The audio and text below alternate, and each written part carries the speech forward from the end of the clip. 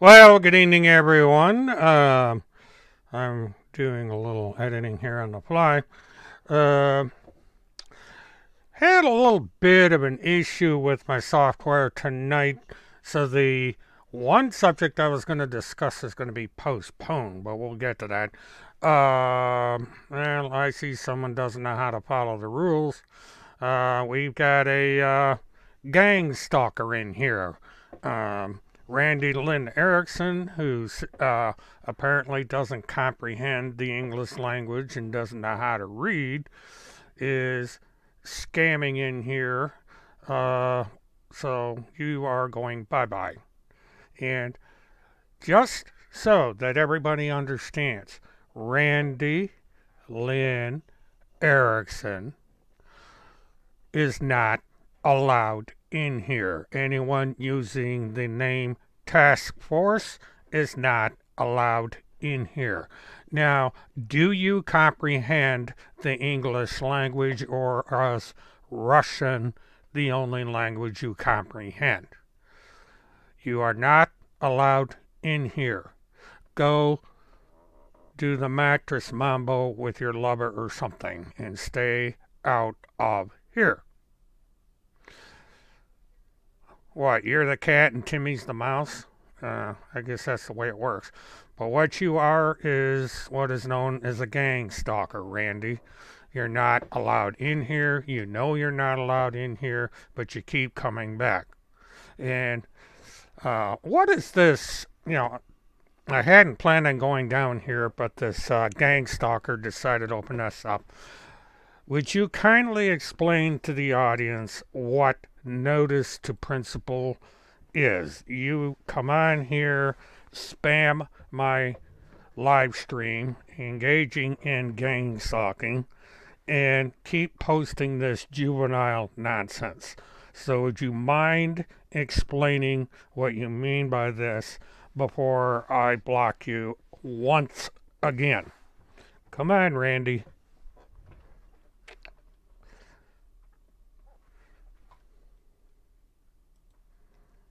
She refuses to answer the question as usual.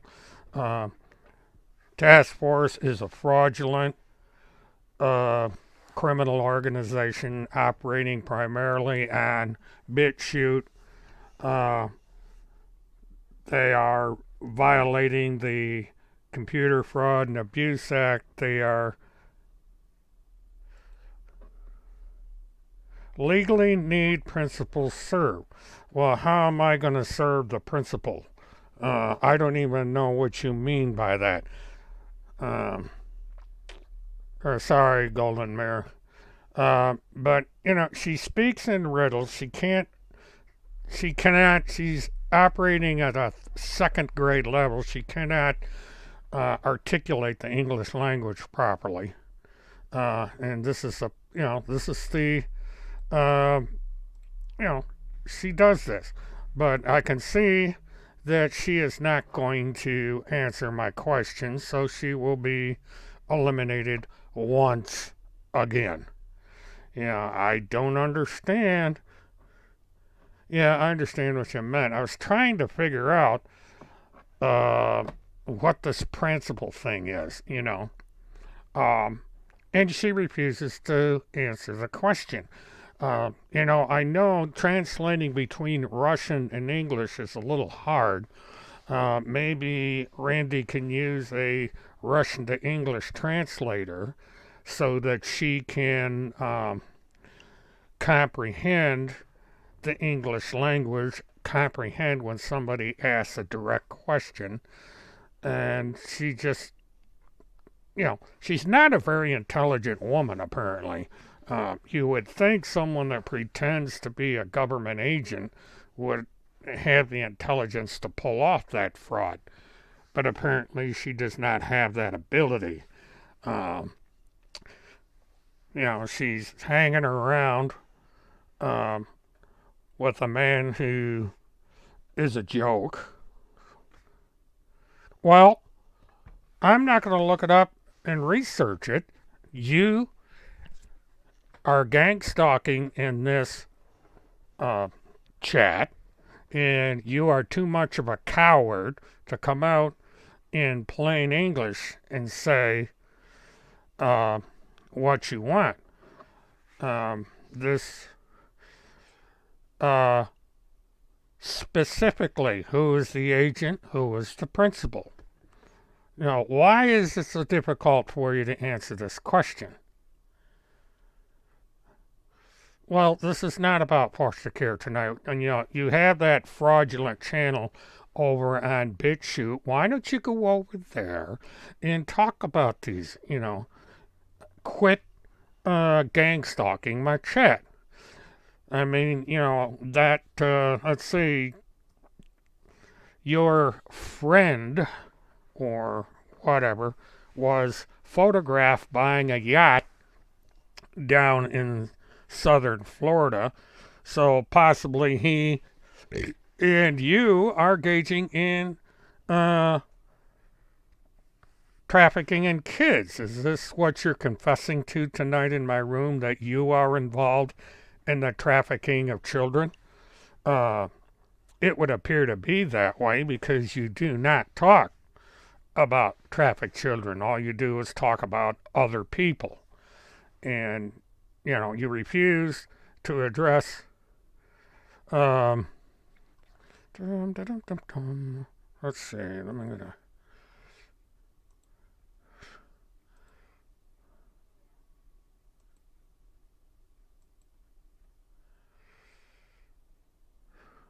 I don't know how to delete a specific. Why are you changing the subject? Answer the question. I don't understand this evasion, Randy.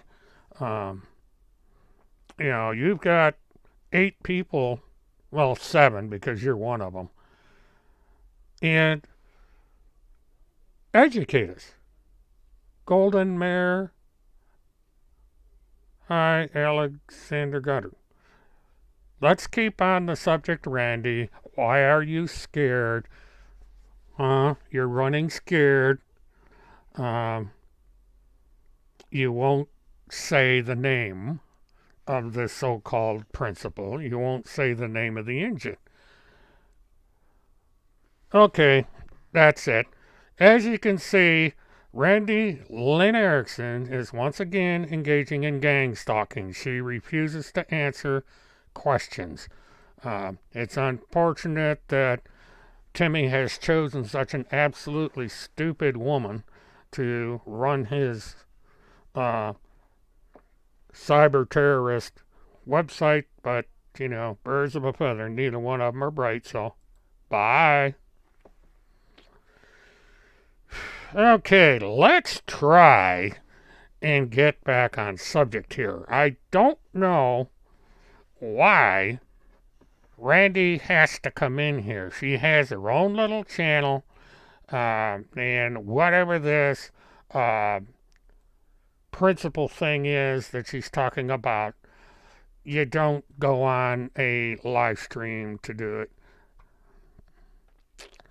Well, that is slander and defamation of character. So if you would provide us contact information, task force, so that legal action can be taken against you, it would be appreciated. We need the name of your attorney.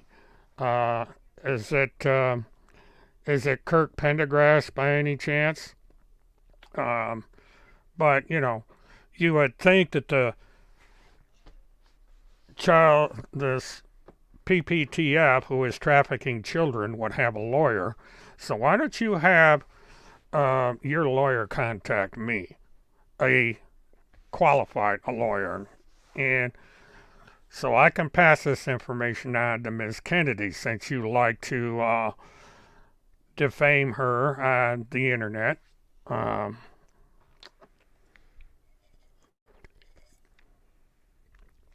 Yeah, Task Force has mental issues as usual tonight, and I'm not understanding why I can't block her. She keeps coming back in. But I'm screen capturing the chat so that legal action, if you so desire, legal action can be taken. And I'm not understanding. Fine, that can go away. Well, she does. Hmm. I'm not understanding why.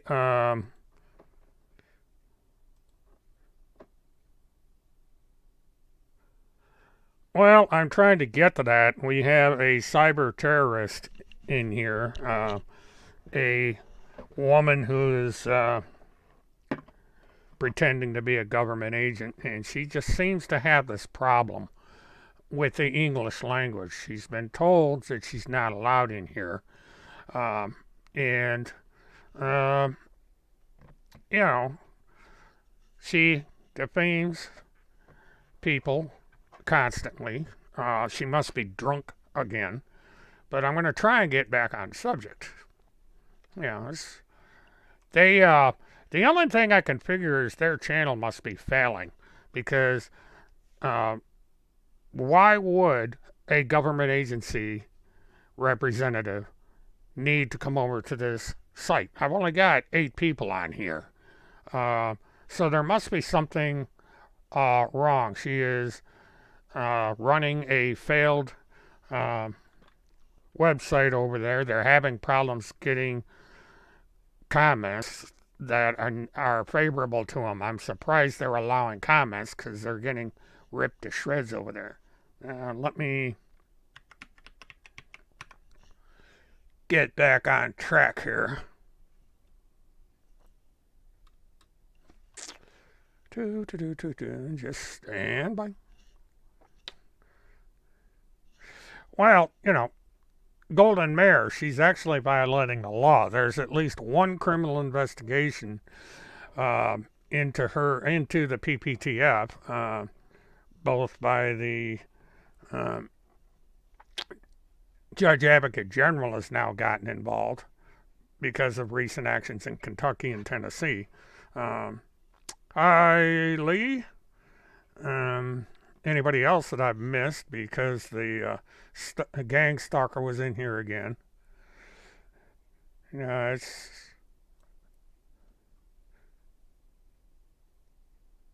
really weird. You're trying to ignore these people. This channel is not supposed to be about them, but she doesn't seem to understand that, and she manages to get herself talked about again. I think what it is, I think they're in a panic about Monday. I think Monday is not going to be a good day for Randy and Timmy. But we shall see.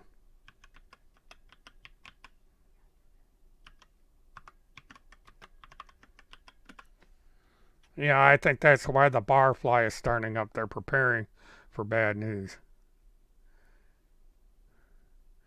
Hi, Jolly. Welcome to the show. Okay, let's see if this is going to work. Why are we...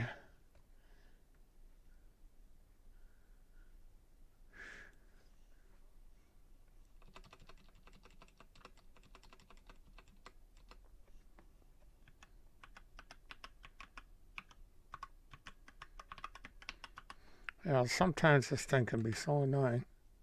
There we go. I wonder what I did wrong. Oh well. Alright, now what I said I was going to have some information come out, and let me go to, let's see, what do we have here? Okay, this is the state of Florida versus Neely Petrie Blanchard, and we have a list of names and addresses that were... I would like, if anybody can tell me how this cyber terrorist is able to get around a YouTube block. I mean, I've got to be able to report this. As a matter of fact, I may put her on there's a consumer fraud website that I'm going to put this on, that so everyone who does business with this real estate broker knows what her online activities are. I'm going to try and block her again. She must have like 100,000 email addresses on standby. Dwayne, I'm doing fine, and Amber's doing fine. She's in the back bedroom right now because it's hard to do anything. But let's get back on subject. Anybody in here that is a hammer or wrench, whatever they call it, if you see her name in here, just put her in timeout or something, because I haven't got time to play with this child. Anyway, there's a new list of witnesses in the Neely Blanchard trial that has been given over to the defense. And I went through this list before, but I'm going to go through it again just to refresh everybody. Matthew A. Bradshaw, Lowndes County Sheriff's Office, Valdosta, Georgia. This Nathaniel A. Law, Joshua Parker, Matthew A. Porter, Greg Roby, and Ryan Willis. Now, these are all the officers that arrested Neely Blanchard in Valdosta, Georgia. So they are going to be either going to be direct witnesses in the trial, or they are going to submit affidavits. And let us see what else we got. Okay, now there were two notices here, and I don't know if they're duplicates or not, but let me bring them up. It is saying that on the 3rd of March of this year,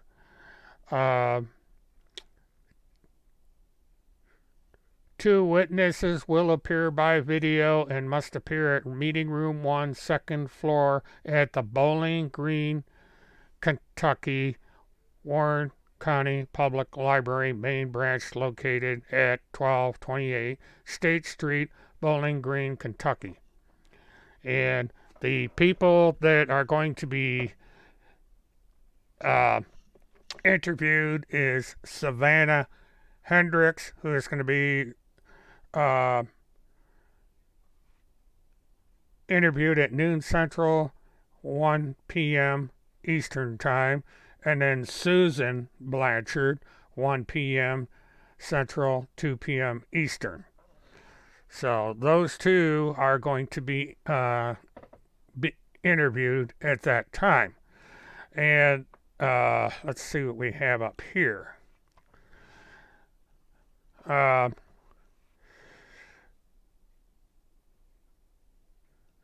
I'm doing is I'm reading.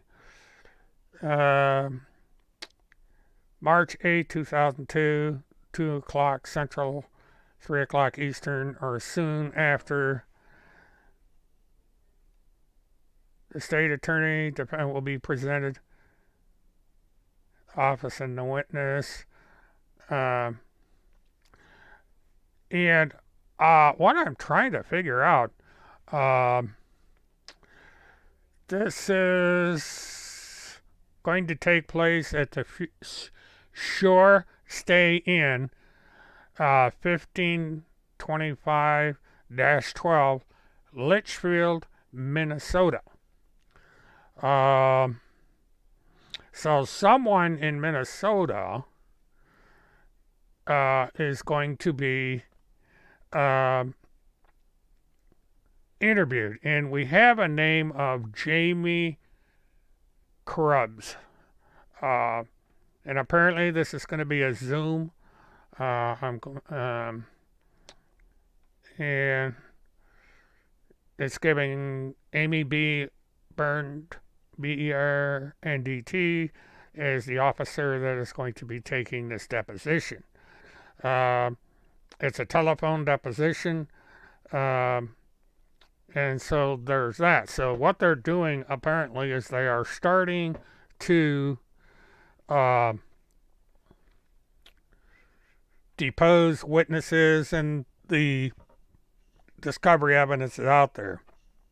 And we've had, interestingly enough,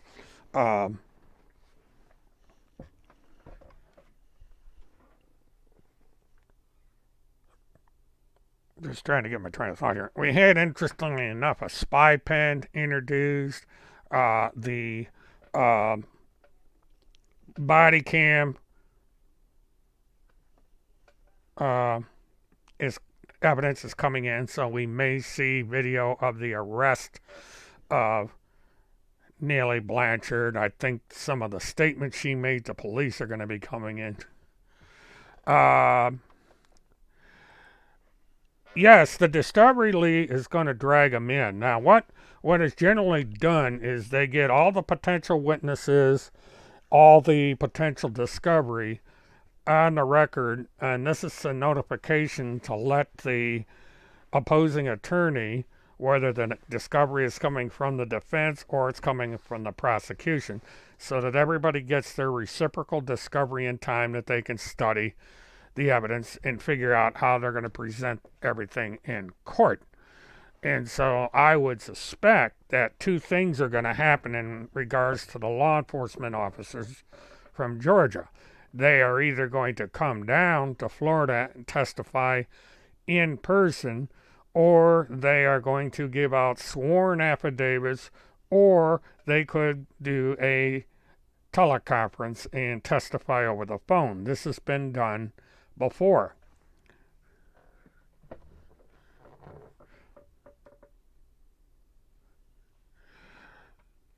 Dwayne, my best-selling vehicle was any pickup trucks: Ford F-150, Chevy Silverado, Dodge trucks, and the absolute best-selling vehicle was Ford Ranger. My dealership in Ocala and in Putnam County serviced a lot of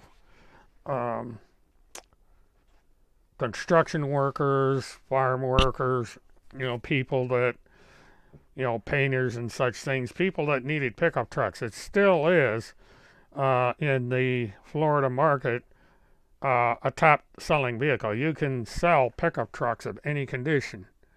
The cars I had left were sent to dealer auctions. When I liquidated the business, I simply took the cars to the various dealer auctions and they were sold in the auction. And then I used the money to take care of remaining expenses with the business and the tax liability, paying off my employees, and so on.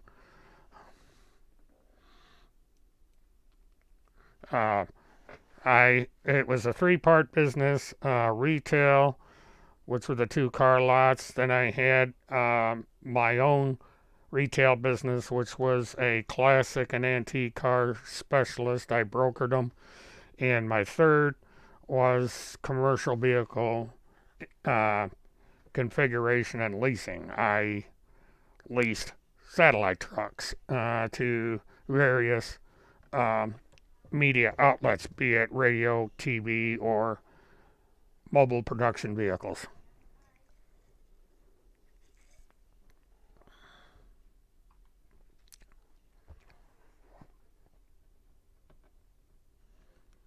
Well, Golden Mare, you really should get a Vax. You're lucky this time around, but it's, everybody can make up their own mind what they want to do, but I am a strong believer in vaccinations, so we'll leave it at that.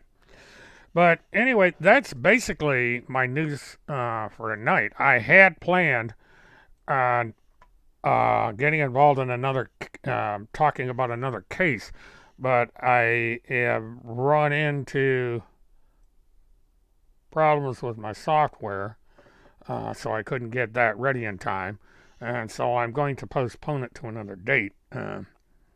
As I'm talking to you guys, I'm trying to see if I can get this to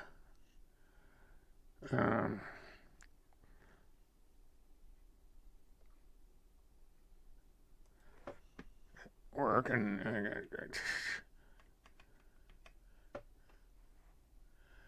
Because for some reason, uh, I think I figured it out, so bear with me a minute.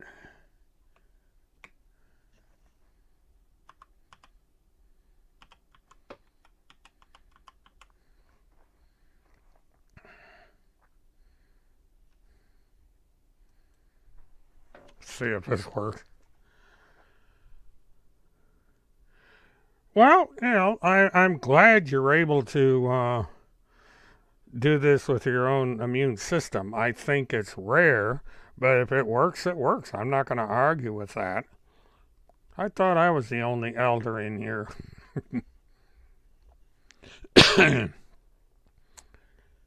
But, I'm glad you were able to survive and so on. That's all the better.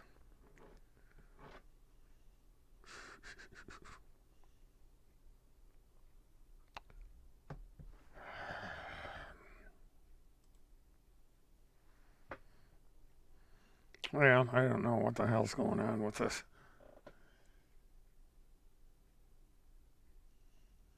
Huh. Interesting.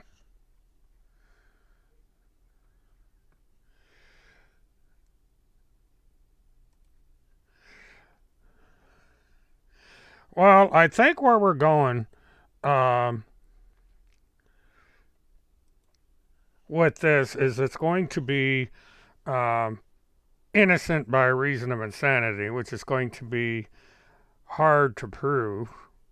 Um, and I think either um, during the trial or during sentencing, because this is a murder trial, and to mitigate her sentence or at least try and get life without parole rather than the death penalty, she may decide to cooperate with the prosecution and with federal authorities.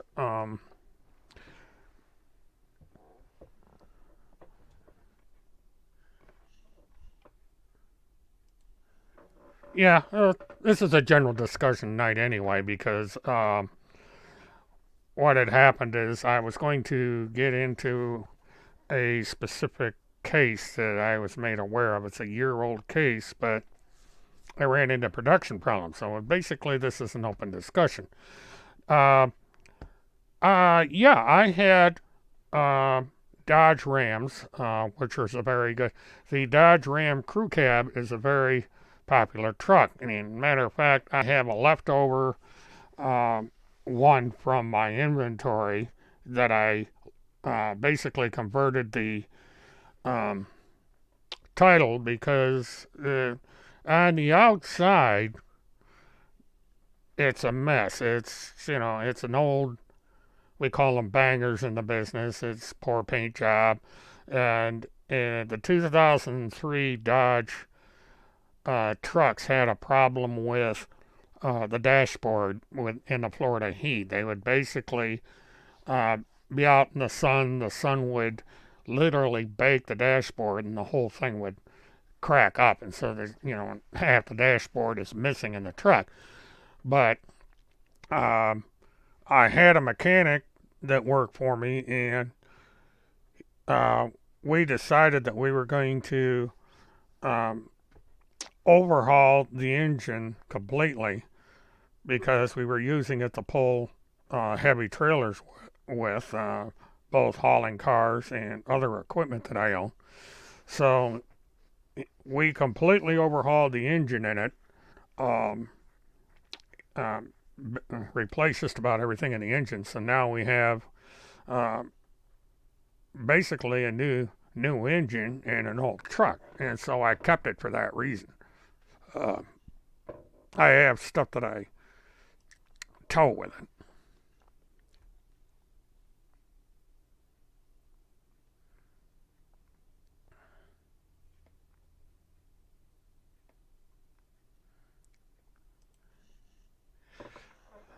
The case is being very well being put together. One of the things they've done, which is rare in Florida, is they've sealed a lot of these documents. Yes, we get an outline of what is being produced in court, but they are not releasing specific discovery. In other words, I can't get my hand on the body cam footage. I can't get my hand on testimony. There's very specific things that I want to get my hands on, but I've been told by the court that the state prosecutor has filed a special motion with the court to keep this information sealed for the time being. And the court is going to notify me when the information will be released to the public, which may be either just before the trial or during the trial. Part of the reason they do this is they don't want to give the defense reason to declare a mistrial, because if they start flooding the media with all this information like they did in the Casey Anthony case, there's grounds for a mistrial and grounds for appeal. And both the prosecution and the judge don't want that. So they're being very careful with the case.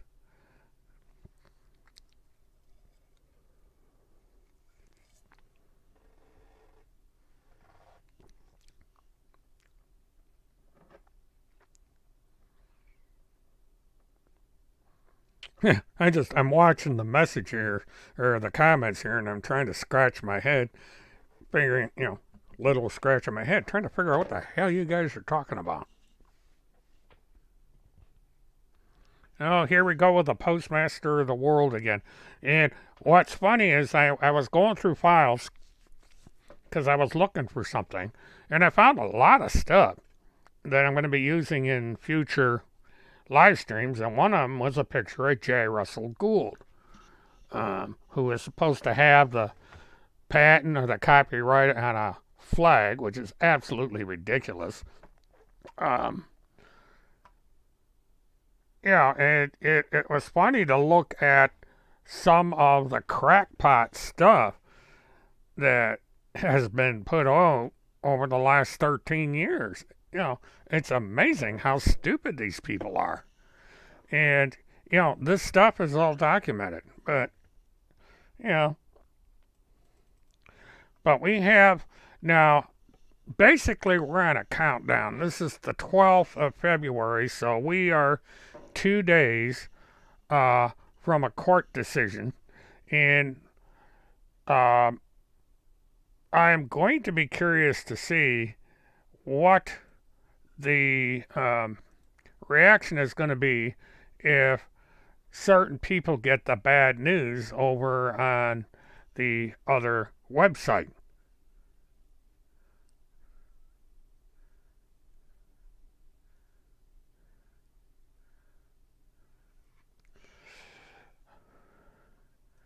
Okay, I'm just checking something. Based on, they're taking credit for something else they had nothing to do with. Nothing new there.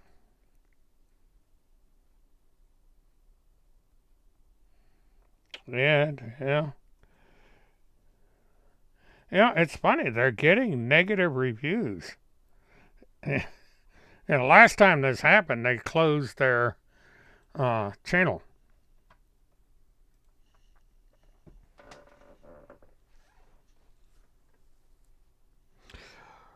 Well, there is an ongoing theory, speculation that Timmy is not in control of anything. It's all being done by the owner and publisher of the task force. And the clue to this is that he is never on the air. The only time you see him is when he's running around the country taking selfies, holding up a book in front of a building or a sign. That's all you see. There's no spoken commentary live. There's no recorded commentary. None of it. Now, they use the excuse that he is in some kind of psyop, which is convenient because when you say, oh, I'm in a psyop, I can't do any of this, there is no accountability. It takes accountability off the table, and that's why they're doing it, because since he is claiming that he is, um, I look like I've lost weight. Okay. Uh, I haven't weighed myself, so I don't know if I have or not. Usually a camera will make it look big, so I don't know. Maybe I got a reverse camera. But anyway, he's able to basically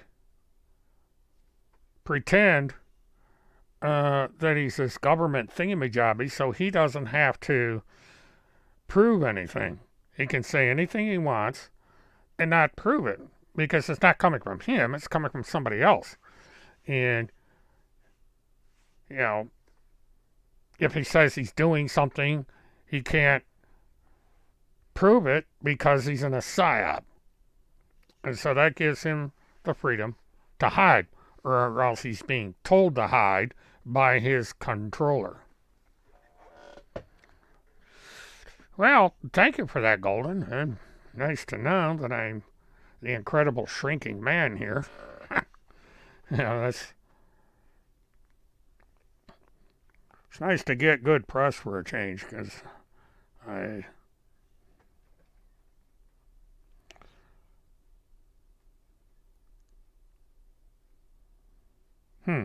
that's interesting. Somebody just sent me a text and says that Randy might be using her maiden name when traveling in order to avoid arrest, which would make sense because that's the only thing we know her by. The problem with that is if the authorities have all that information, because they would do a complete records check going back to the beginning. And I actually, in my search, I accidentally came across where Holmseth declares that he was not born Holmseth. He was born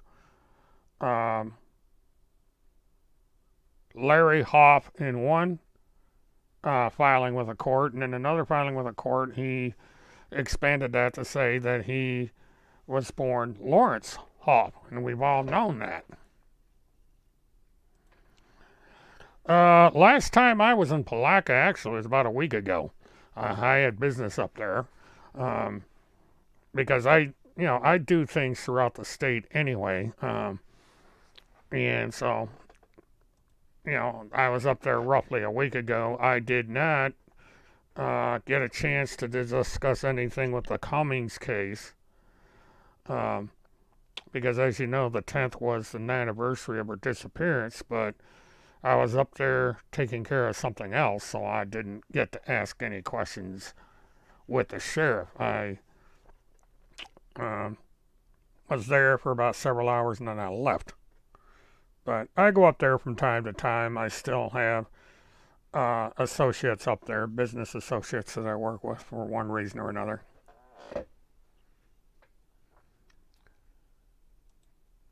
Yeah, there was another wife escaped Danny Lee. I don't know how many that makes now. He seems to be going for a record. And I really don't hear much about that guy. He's still running around doing his weird faces, I guess, and trying to avoid the process server and the repo agent, because they are actively going after his assets, from what I understand.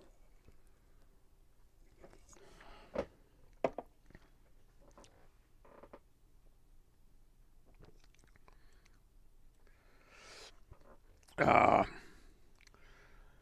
well, I don't know. Anybody, I guess, if somebody is keeping track of this clown, you might want to check in. Let everybody know what's going on. Oh, it is number 9? Yeah, alright, so that, I guess that's, because I remember, I guess it was number 8 that he left, and she had a rather bad predicament trying to get back home, or something along that line, so, at it again. You'd think he'd learn. He's not very good with women, so he ought to just give it up.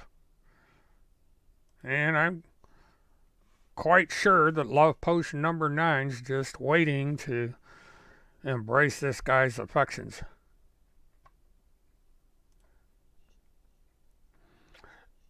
Yeah, Cobra Stubbs really messed up. Um, and nobody likes him. Um, yeah, I know that the sheriff up there had a few choice words for him, and it's that's his nature though. He's the class clown, and he's lucky he didn't get thrown in jail for a long time because he really got himself in a hell of a lot of troubles. It's probably best that he stay out of there. Um, I know there's a rash of complaints against bounty hunters all over the country, and law enforcement is starting to crack down. I believe it's Minnesota that has a law that prohibits you from dressing in anything that looks like a police uniform, having a badge that looks anything like a police badge, and running around in anything that looks like a police car. Um, so that's going to be interesting to see if other states enact similar laws because these guys run around in tactical uniforms with the, you know, tactical vests and all this other stuff, and it's kind of strange. Yes, I did meet Cobra because he was down here during the um, Casey Anthony case, and so he was running around for that, and so um,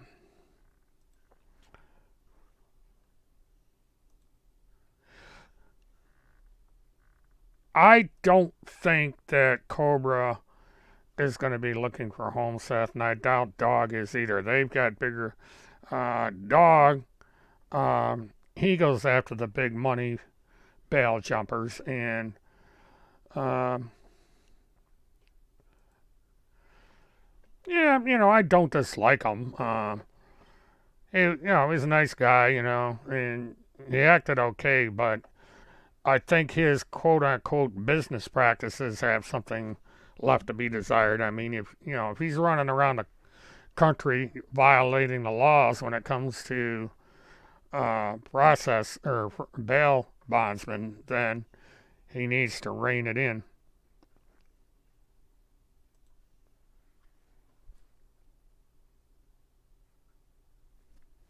Well, thank you for the support, Dwayne. I'll let you know.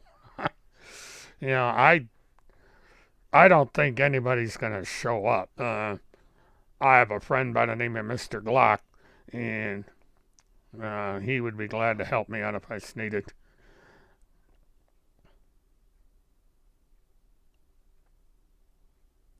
But I what's funny when talking about Timmy and Randy, and they think that they're these big important people, and that uh, everybody's out to get them, and really nobody cares all that much. I mean, outside this closely knit community that have a beef with them, nobody really cares. You know, even the agency that has the active warrant wants anything to do with them. They're not in any hurry to get them back. They've got more important criminals to take care of. I mean, all this guy did was uh, fail to show up in court. And from what I understand from checking around, there's a bunch of these warrants out there. There's hundreds, if not thousands, of people running around the state of Minnesota with outstanding warrants. And for this reason, the state or the various law enforcement agencies really are not interested in picking these people up unless they do something stupid. Um, they, I had people from Polk County, Minnesota say, we really don't want to see Timmy again. You know, if we have to, we'll go get him. If somebody else is stupid enough to arrest the guy, we'll have to go get him, but we don't want to. And even the Minnesota agency that spotted him even came out and said we can't arrest him because of COVID. The agency that issued the warrant doesn't want him because of COVID. And so, because of COVID, he actually did not get arrested. And, you know, they had better hope that COVID hangs around a while because that's what's keeping him from arrested. And it's also, they're claiming that Timmy is not vaccinated. That information's wrong, but they're publicly claiming that he's not vaccinated so that they won't arrest him because they don't want unvaccinated people in jail. And I'm not sure if somebody is arrested and put in jail if they can involuntarily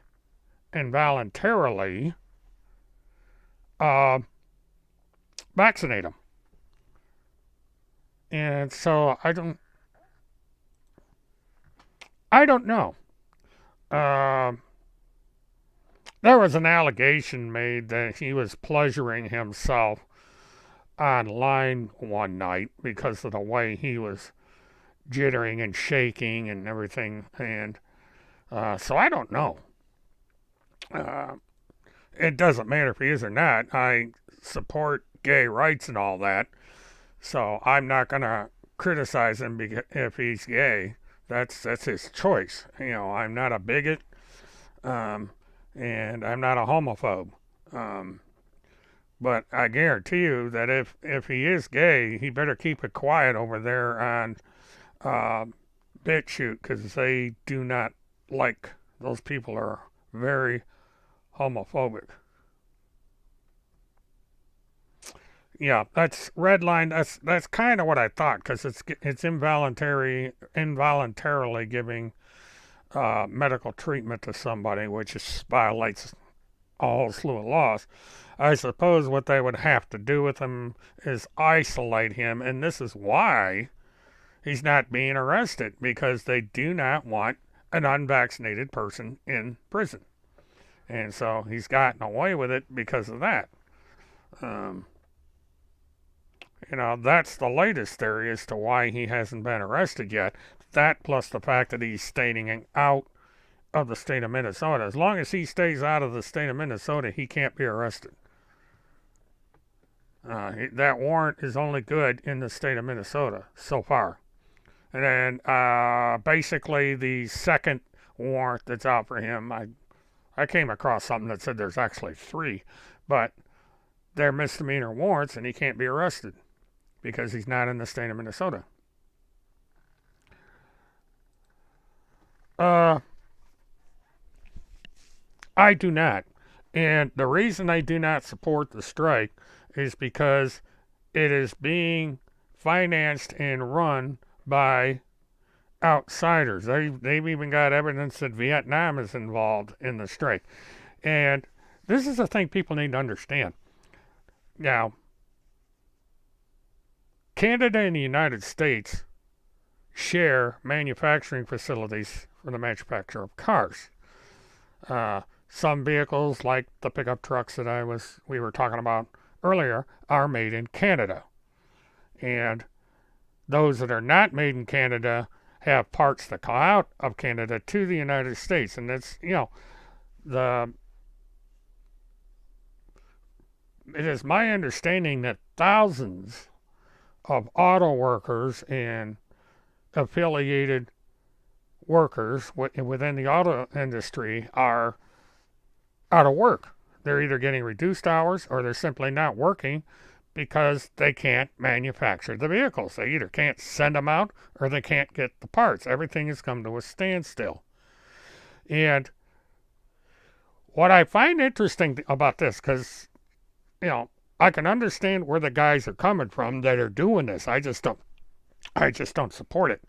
But when Antifa and Black Lives Matters were blockading the roads, everybody had a fit. The Wittenhouse thing came as a result of protests and closed street closings up there. And so it's kind of weird that it's fine for one side to have all these strikes where they close down the highways and the other side can't do it. You know, I don't think anybody should be blocking streets, and I certainly don't think people should be throwing rocks and, doing arson and shooting people. I think there is a way to protest and a way not to protest. And I guarantee you one thing, if the truckers down here in the United States screw up the Super Bowl tomorrow, there's going to be hell to pay. There's going to be a whole bunch of football fans that are going to be really mad. Because one thing you don't do is screw around with football fans.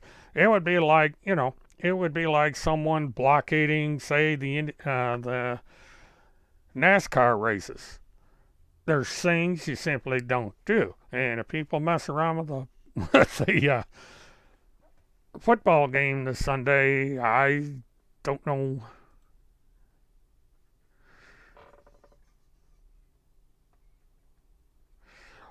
Oh boy, the stories I could tell.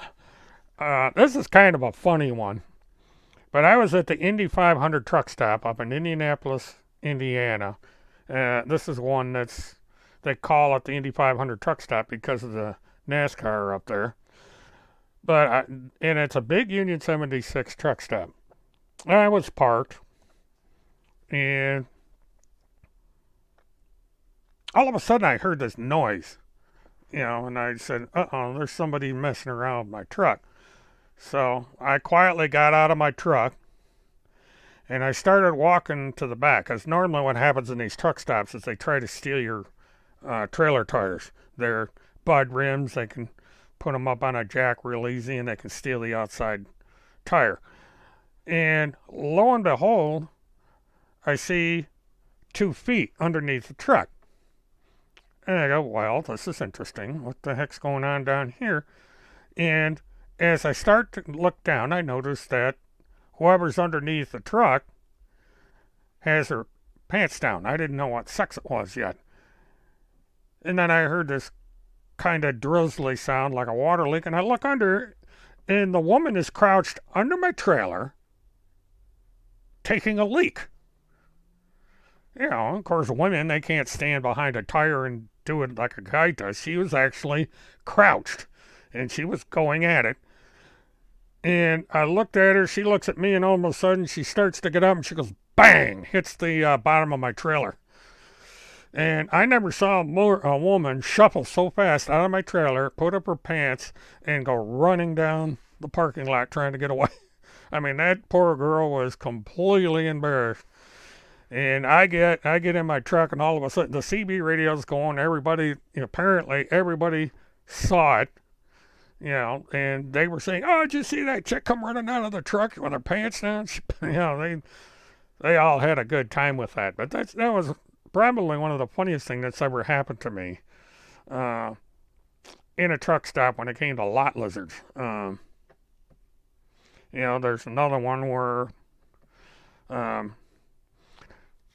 I was driving a refrigerated truck, and we were in Denver of all places. There's a truck stop up there. I think it's in Tower City or something, and we're all sitting there. And, some of us traveled by ourselves, and, there was a married couple that traveled in tandem. And somebody decided to play a joke. The husband got out of the truck, and he was going to go into the truck stop and order takeout from one of the restaurants. She was peeing, she had a stream like Niagara Falls coming out of her. Because when I looked, it was at the right angle. All of a sudden I noticed that this lady was taking a leak under my trailer. And she was crouching. So, it's pretty obvious what she was doing.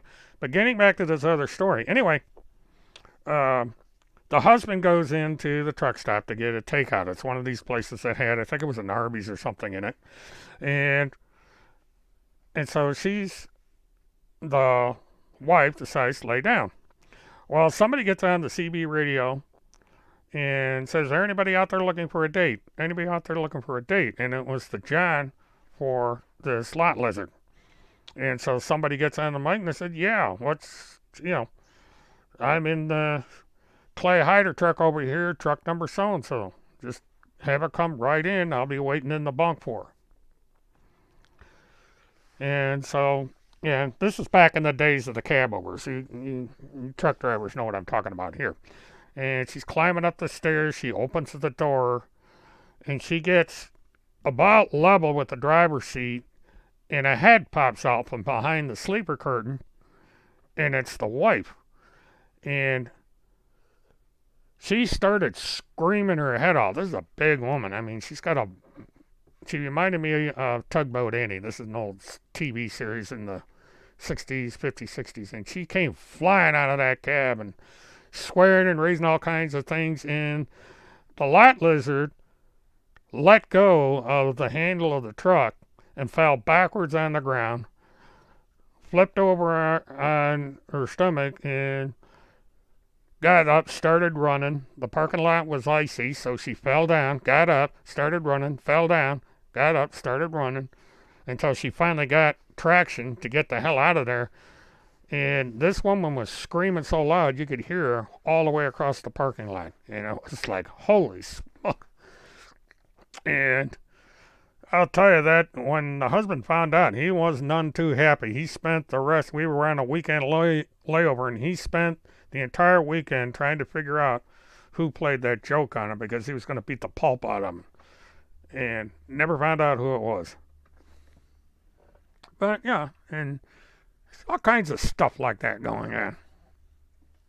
But the most annoying thing in the world is you just get to sleep. You know, you've been driving for 10 hours a day for the last 3 days, or else you've done a floor load of 46,000 pounds of orange crates or some damn thing. And you just get to sleep, and all of a sudden, bam, bam, bam, bam, bam. Somebody knocks on the side of your truck and says, "You want a date?" And some people would say, "You want to get shot?" Because it's the bad thing about being a truck driver is to have lot lizards come up and start banging on your door. And it's just, and it was like a parade. The big city truck stops, not like Atlanta. The truck stops up in Atlanta, the TSA, holy mackerel. It's like a parade line. They bang on the door. The guy says no. Another one comes up, bangs on the door. It's like you can almost visualize a line of them going down the parking lot, banging on the door. It's weird, and it's I don't know how it's been since I got out of it, but it's dangerous because of the things that are going on now. Not very many. I think there's maybe one or two that were decent looking, but some of these women look terrible. They look like they've been sleeping under a bridge all their life. They were wearing terrible clothes. The smell is unbelievable. You know you're passing by a lot lizard when you go into a truck, because you can smell her across the parking lot. It's like she hasn't had a bath in weeks. And I don't understand why a guy would get involved with a woman like that. Number one, you don't know what she's carrying around down there to give you a permanent memory or something to explain to your wife when you get home, or significant other. And you have to get by the smell, because these women don't take a bath.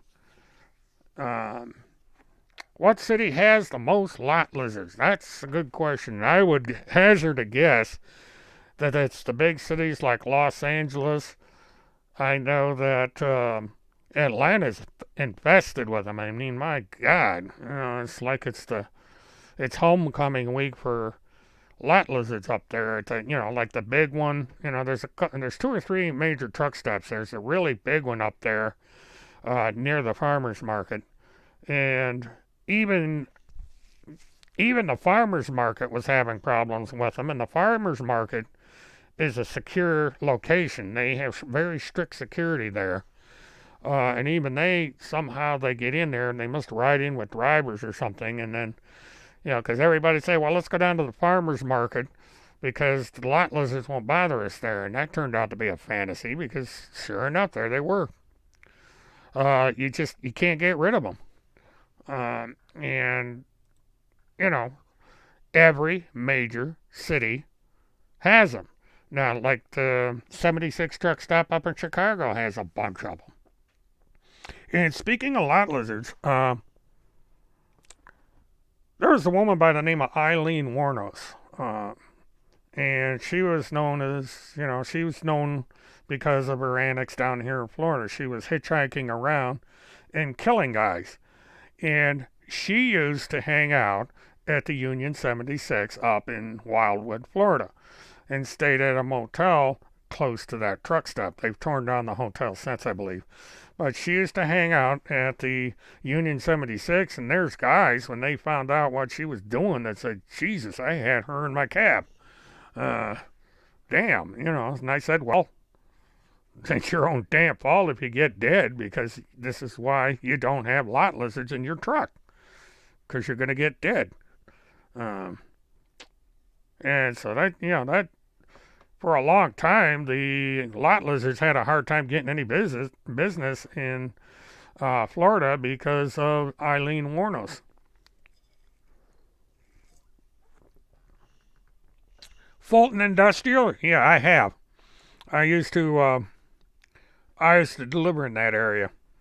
There was a medical supply company. I used to do a run from Sanford, Florida to Atlanta, and I believe they were in the industrial park. I've been to Coca-Cola up there. They're up on the Beltway, though, on the other side on the northwest part of the Beltway. And there's other businesses there, so I picked up and delivered all through there. And there was a small truck stop that was near there that if I could get parking, I would park in there. I can't remember what the brand of gas it was. It wasn't a very big, you could get maybe 30, 40 trucks in there. Yeah, it's really too bad that, because this is another thing where human trafficking comes in. A lot of women and teenagers, these are actually children, when you talk about teenagers that go missing, a lot of them wind up hooking in truck stops and around major industrial parks, because the street gangs will pick them up and they say, go do it or else. And the women usually don't get anything out of it. They get very little. And it's the Johns that are making all the money. And this is why it disturbs me that Holmes, Seth, and Randy don't talk about this stuff. Because it's not who they say it is that's doing this stuff. It's mainly the crime syndicates and street gangs. And it's also that prostitutes as a rule with law enforcement are not looked at very kindly, so it's very difficult to get law enforcement to crack down on it. And, they'll have a sting where somebody comes along and is engaging in prostitution, they'll take her off the street. And, she bails out. Usually the John will bail her out, and then they start all over again. It's just sickening, and this is what's being ignored with all this conspiracy theory nonsense that goes on. They don't address the actual problem of human trafficking, whether it be a child or a young adult or an adult, because it spans the ages out there. And so it makes me question their legitimacy when it comes to this subject, because I don't see them discussing it at all. And, except for this fake stuff, taking credit for what happened to Epstein, and so on and so forth. So, it's just one of those things.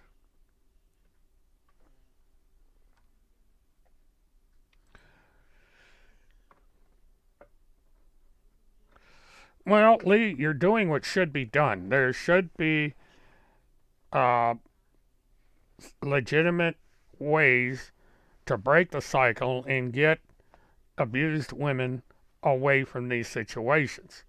Um, and it's also, this has to do, again, we have the adult entertainment industry where teenagers and young children are used.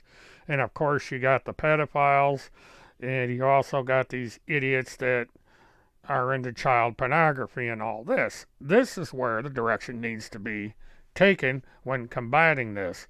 Instead of espousing these elaborate conspiracy theories, which are quite wrong, because all they're doing is they are diverting attention away from the true child traffickers and the true pedophiles.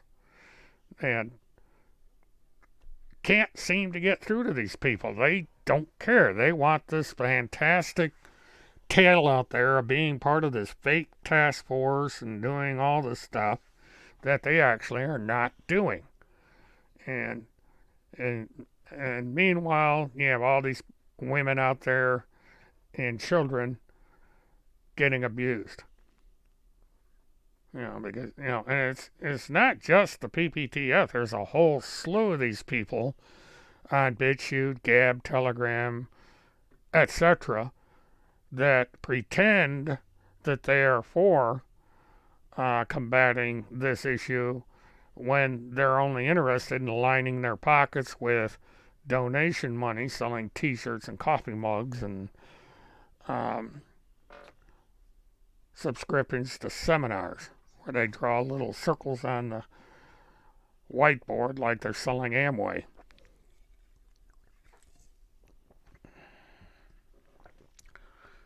So that's the way it is in the world.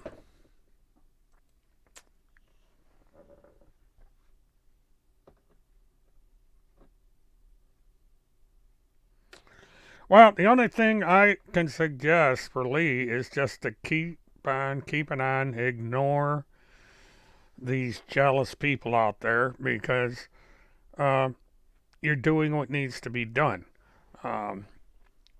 They are jealous because you're doing what they cannot do, because they're stuck on this right-wing nonsense.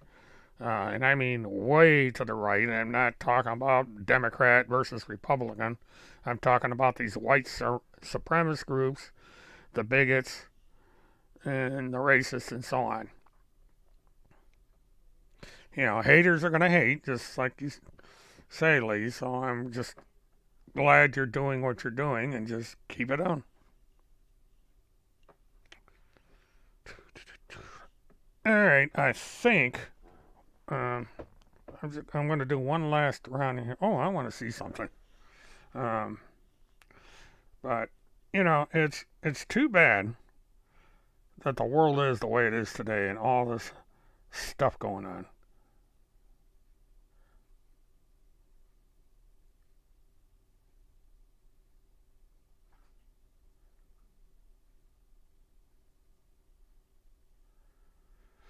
Yeah, Laurie, I got your message, and I have seen this.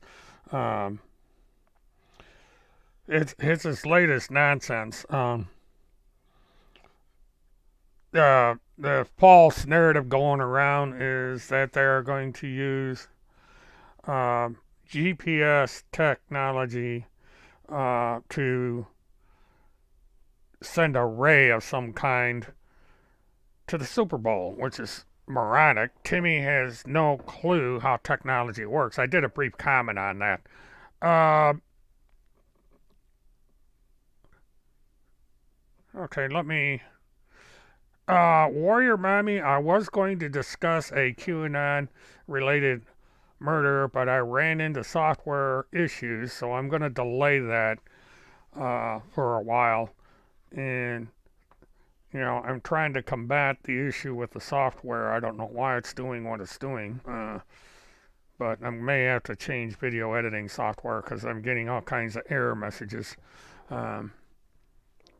And I haven't had this happen with this software before, but it's starting to get to the point where it's annoying. You put 2 or 3 hours into editing software, and then it won't process because of a codec error. And this is material that's supplied by the software provider. Now, as far as Clarksville, I believe that's in northeastern Tennessee. And we'll just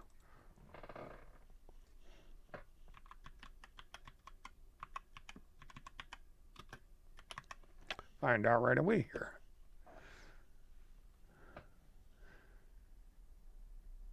City in North Tennessee, what?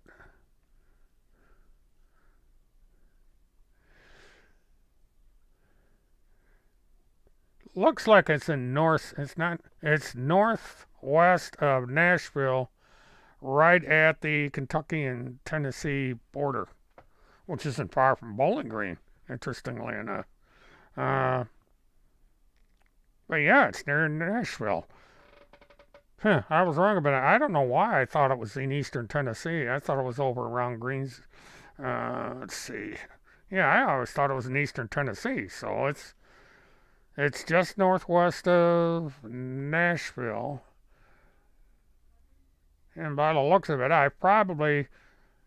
Interstate 24 goes around it, so I've probably gone by it.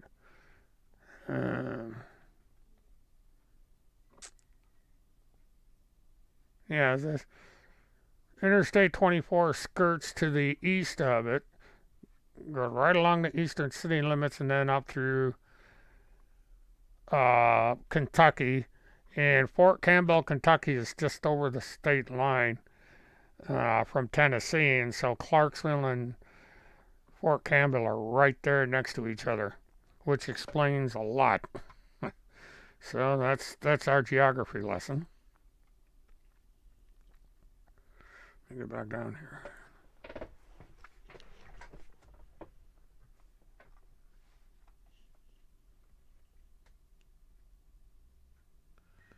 Yeah, Levi, I just I was hoping you were in here to answer that question, but I knew it was close to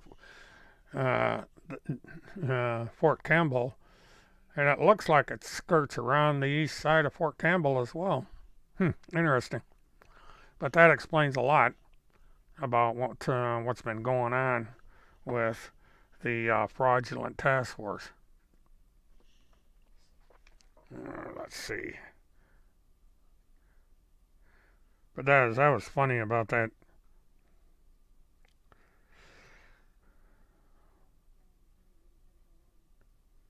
David Lester Street.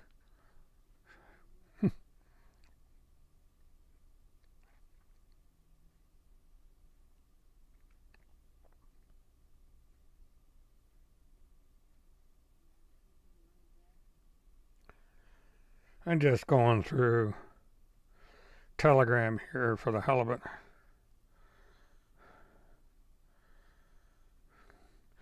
Yeah, a bunch of people are counting their chickens, and they best wait until Monday before they start cashing in their chips, because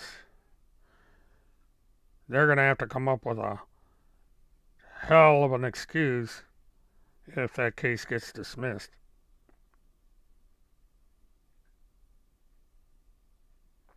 But, live and learn. Went through this with everything else that's gone on with these people. But, alright.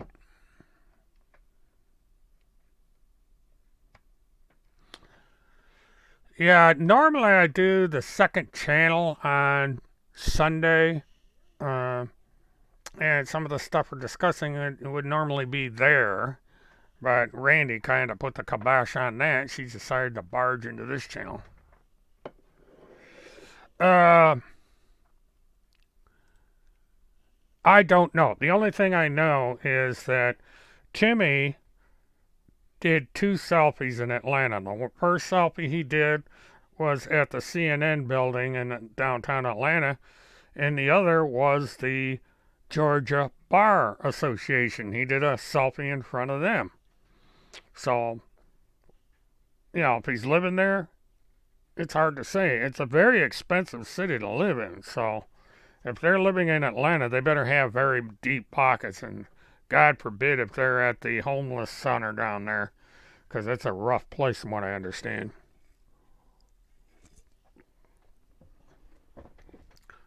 Atlanta's one of these towns where you gotta be real careful, because they get a lot of crime up there.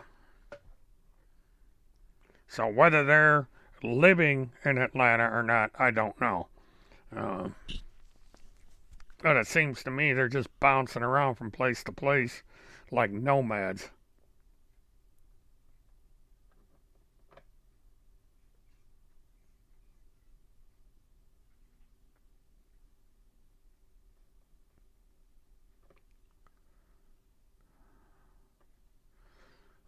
So what story?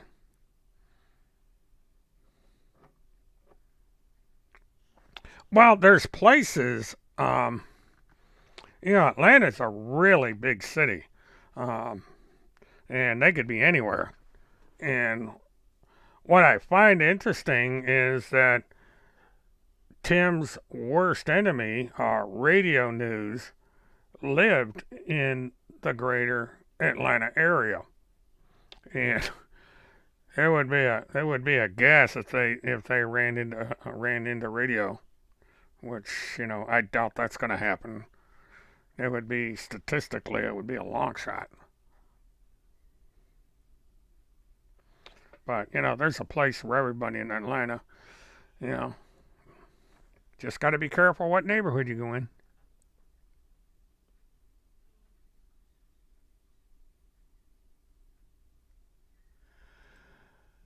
Yeah, Annie, it's just like Florida's the same way. We got liberal areas and conservative areas down here, but yeah, it's largely Atlanta is progressive and liberal.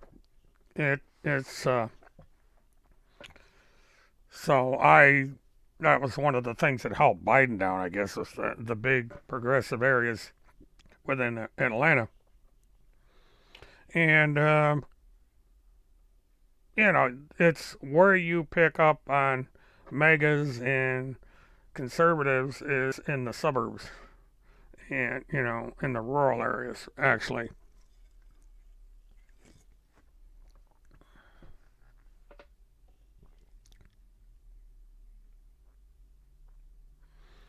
Well, they call it Metro Atlanta, Golden, because you have the city itself, and then you have everything around the Beltway. It's a huge area, and it's a lot of things. You have Delta Airlines is up there, and you have big, big, big industries up there. There's Ford is up there.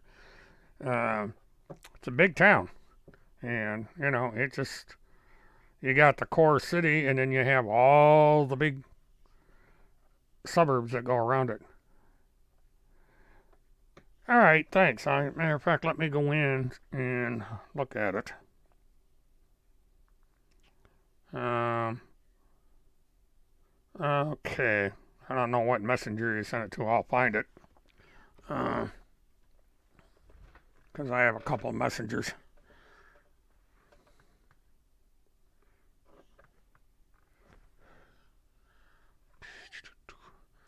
I got so much software up, I never know what I have, but I'll check it out. But I've been to. Oh, thank you. Um, Thank you, Laurie. Appreciate that. Um, and I did check, and they haven't. The balance hasn't changed. I don't know. I'm going to have to educate myself on Super Chat and figure out how to um, how to address this issue because when I checked my analytics today, it hadn't changed. Yeah, Palatka, Florida is a Trump haven as far as that part of the state um, is made up of a lot of Trump supporters all along the top of the state over to the Panhandle. There's large sections of Tampa, St. Petersburg, and also down here in Orlando. there's a lot of Trump support. It's an equally divided venue. In parts of Orange County, they support him. Parts of Orange County, it's Democrat. So I guess you could call this a purple county. Um, and I can't remember who carried Orange County during the last election cycle. And of course, DeSantis was elected here um, in Florida. But we have what we call the I-4 corridor, which runs from Daytona Beach over to Tampa. And along that corridor, um, it's kind of like a 50-50, but you have areas like Polk County, Lakeland, um, East Orange County, going up into Volusia County. That's a strong Republican slash Trump area. So it's a reality that if you're going to discuss politics, that's just the way it is. And I, from personal experience, talking to people in Palatka, I know it's a very conservative area. Naples, I suspect it's conservative down there as well. There's it's through most of the state you have a mix. Uh, Now Miami, Fort Lauderdale is strong Democrat, um, and they always watch Miami, Fort Lauderdale during the elections to see how strong support is there, and they also watch the I-4 corridor. And then if it's a really, really close election, then they'll start parsing apart every county in the state. So this is an evenly divided country. Close elections happen all the time in the country as a whole, uh, and it usually is the independents that make the difference. They either go one way or they go the other. Now, I'm independent. I'm not party affiliated. Um, so it just depends on who is out there. And there's speculation that if Trump wins again, he might win again. Uh, okay, I gather this is this Cash Jackson extremist and terror plot to execute government officials. Waukegan, Illinois. I'll keep an eye out for this. Uh,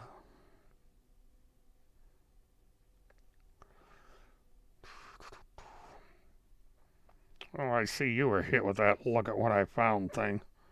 God, that's just. Anybody on Facebook that gets a thing that says "Look at what I found," do not open it. It'll screw up your account, and everybody on your follower list is going to get spammed.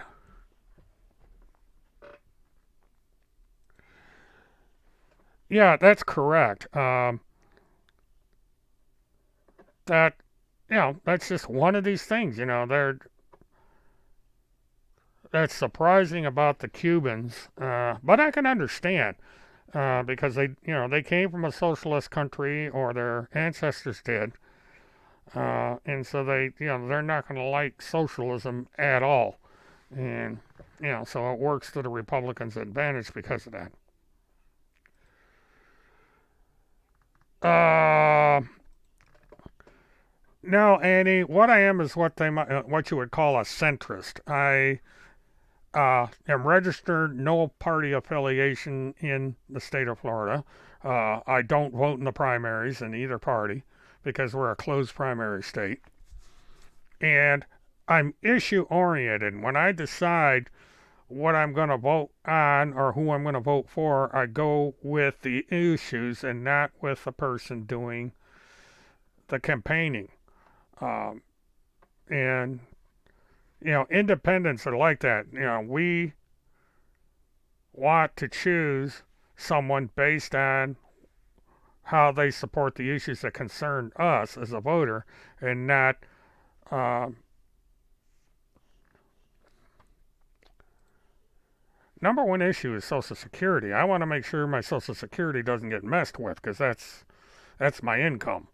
So anybody that wants to mess with Social Security, I have a problem with that. And I'm also into infrastructure. I want to make sure that we start catching up on all the repairs that need to be done with infrastructure.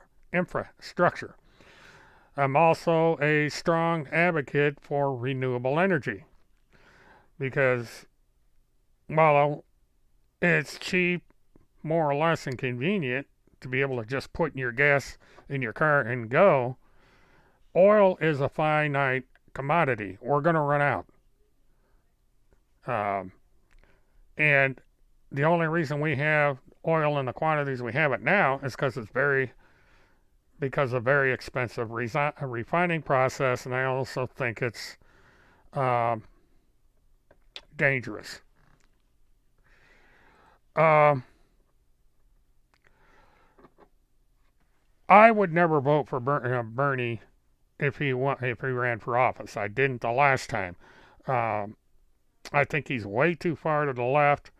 Um, I wish they would compute a different formula for Social Security so it keeps up with inflation, because the increase they put into effect this year was wiped out because everything's going up. But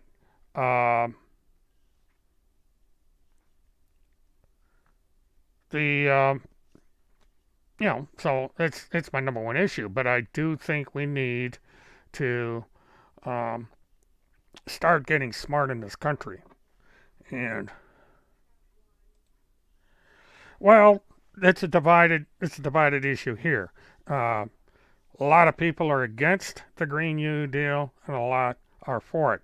The Green New Deal, as it stands now, probably isn't going to go anywhere because with the filibuster, you need 60 senators to pass this legislation, and it simply is not going to happen. So I wouldn't worry about the Green New Deal. Now, there's a lot to support in this.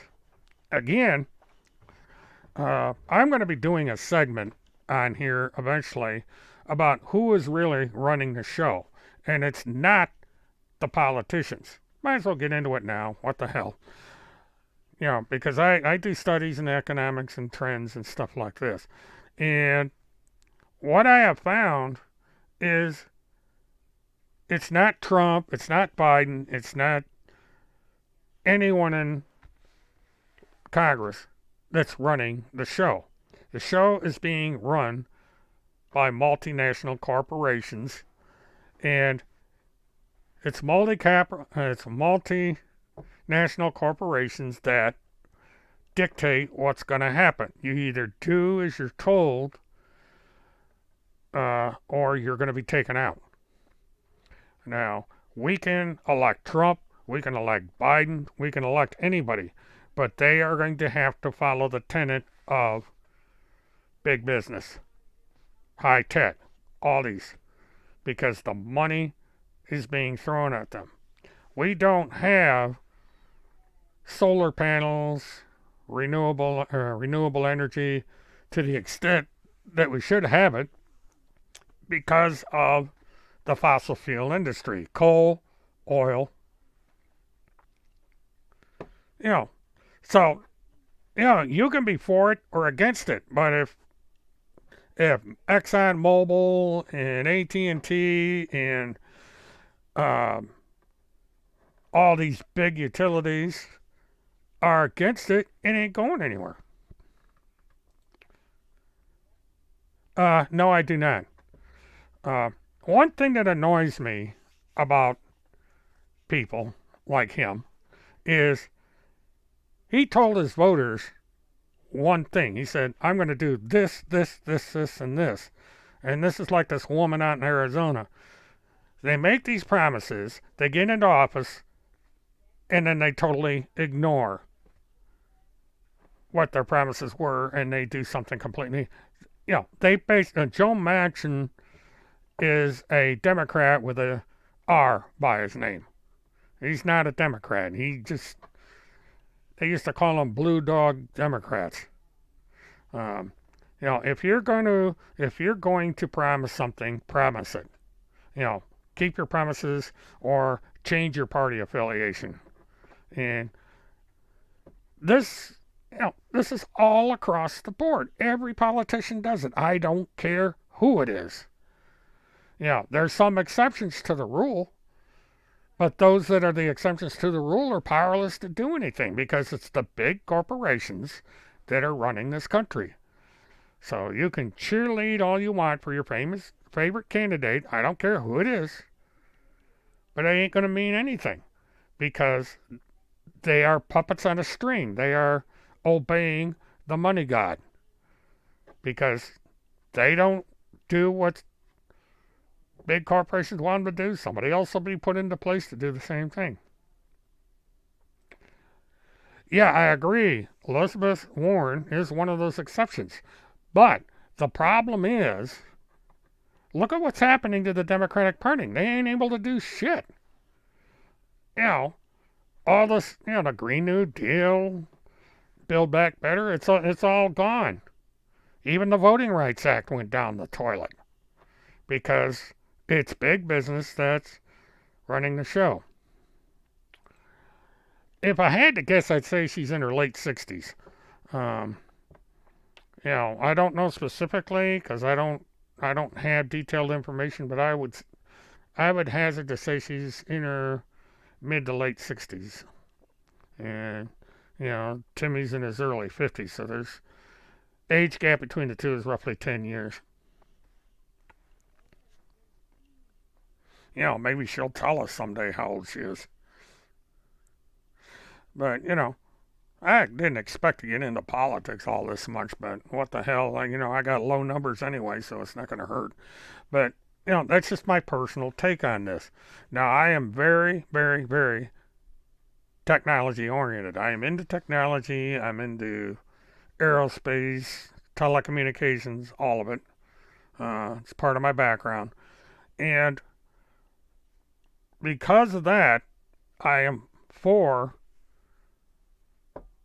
certain things that would be nice if it happened. But it's not going to happen because the green industries, if you want to call them that, aren't powerful enough to outspend the fossil fuel industry. And it's really too bad because what's going to happen is in 30 years from now is about where I expect things to hit the fan. We're going to run out of oil. We're going to run out of coal. And we're going to be screwed because we haven't got the replacements in place to cover all this stuff. And it's going to be chaos to get caught up. I consider her average looking. I generally don't judge people by their looks. I mean, look at me. I'm not anything to write home about. But, she's average looking. But the thing that strikes me about her is she's not proud of her looks. She uses pictures from 30 years ago on her profile over at the High Command. Or at the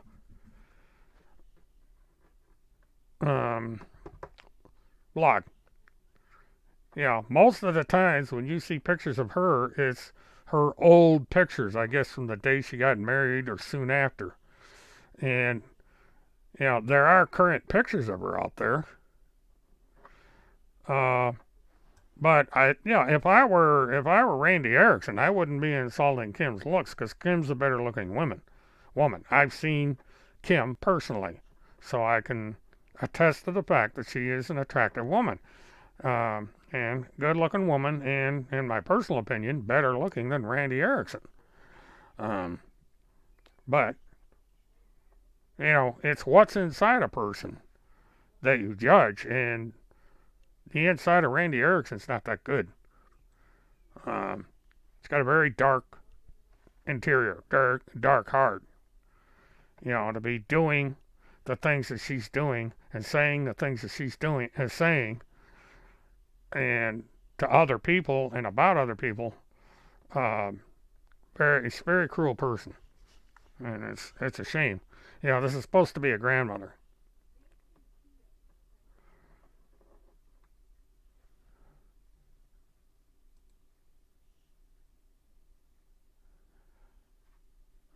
Oh, okay. Yeah, well, you don't have much choice. But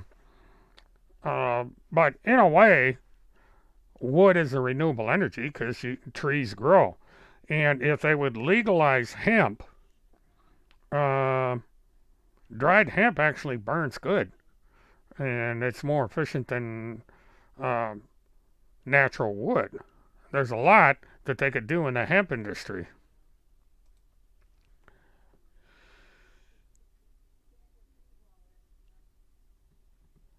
Yeah, she is. She's quite good looking. And you know, she was able to attract a guy younger than her, even though that probably wasn't the wisest thing to be doing. But yeah, but she's a highly qualified attorney. So,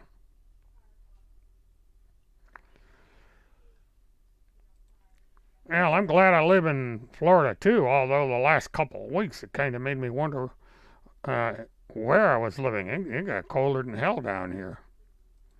You know, it's about as cold as it was during the year the Challenger accident happened.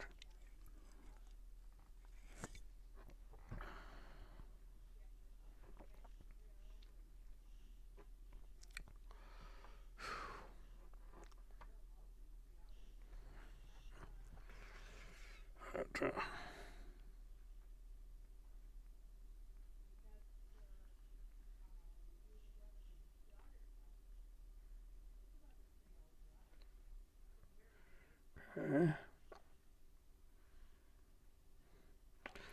okay, so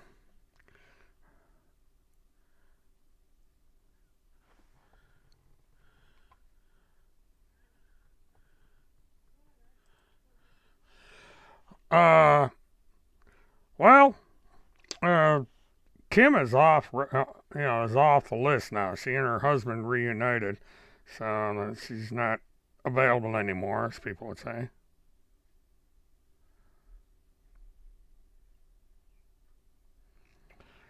There's people on the other channel that want the truckers to blockade the Super Bowl, and yeah, I would not want to be the truck driver that blocked a bunch of avid football fans who spent a year's salary on tickets to prevent these people from watching this game in person. That's a dangerous thing to do.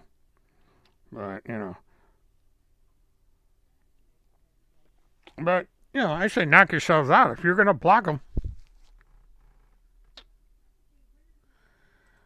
Oh no, I don't mind Annie. I've answered this question a lot of times. I'm 71 years old. I was born October 10th, 1950. Uh, and I've done a lot and seen a lot in this lifetime, and now I'm probably one of the oldest people on YouTube and running one of the smallest channels on YouTube, no less. Well, I agree with that. Some people are able to maintain their looks longer than others. So. But again, I judge people by who they are and how they act, and not by the outside. Uh,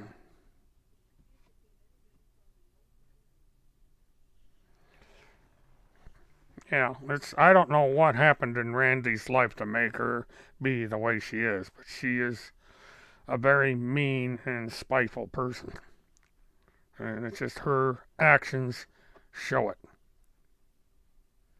Um, I have found that virtually all of these people that turn into sovereign citizens or you know go anti CPS for the most part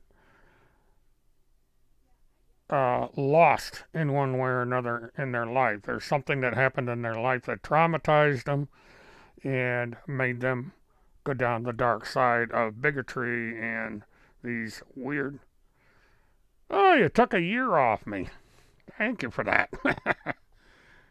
Yeah, 71, not 70, but if I can do a way back for a year, I'll take it. And if I burp, it's because it's a combination of apples and Pepsi. Seem to be producing gas down there.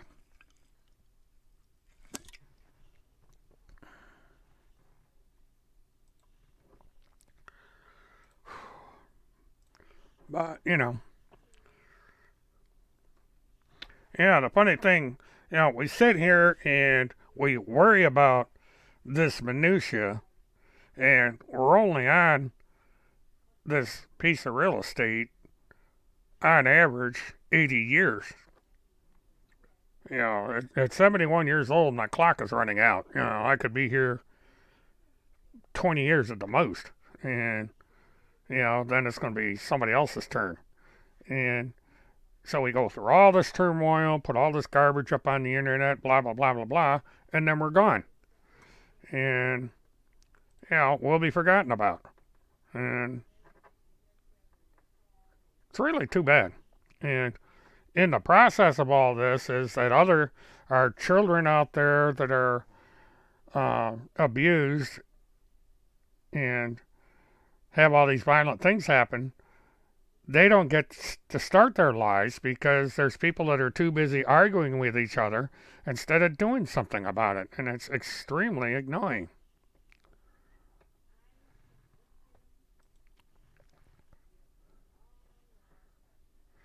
Yeah, that's the thing. They have abandoned their families. And what I have found in studying the QAnons, and this case that I was going to discuss is a QAnon case, is these people lose it. They get so embedded in this movement that they completely ignore their families. You go over on her Facebook, and rarely, if ever, does she talk about her family. It's all QAnon crap. And for a long time, she had a Facebook account where she changed her middle name to Q. She was known as Randy Q Erickson. And it took a long time before her to convert back to using her legal name. Who does that? But this is a cult. There's people over on Telegram say that I'm running a cult. Funny definition for a cult. Because I don't consider myself important. I don't consider myself a leader. If anything, all I am is a host. Nancy Grace, I don't know. Levi would probably be able to answer that because he's closely associated with him. I understood that for a while she was on one of the cable stations doing a true crime broadcast of some kind, program of some kind, so I don't know. But if Levi's around, he can answer that question, or, somebody that looks into her career can answer it.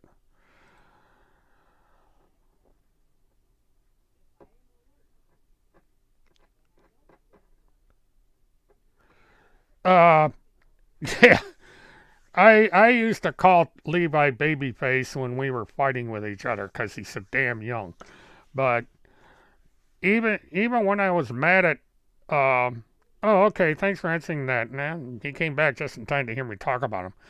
Uh, but even when Levi and I were really duking it out on the internet, I always respected his talent. He's an excellent social media influencer, as they call it. He went to college. He's been on national television. He's been on with Nancy Grace several times, and he's just good at what he does. And if you have not done it, go over to Levi's channel and subscribe because he gets in depth with the cases that are out there of public interest, and he also hooks up with people like the owner of Web Sleuths and discuss cases of special interest. So check him out.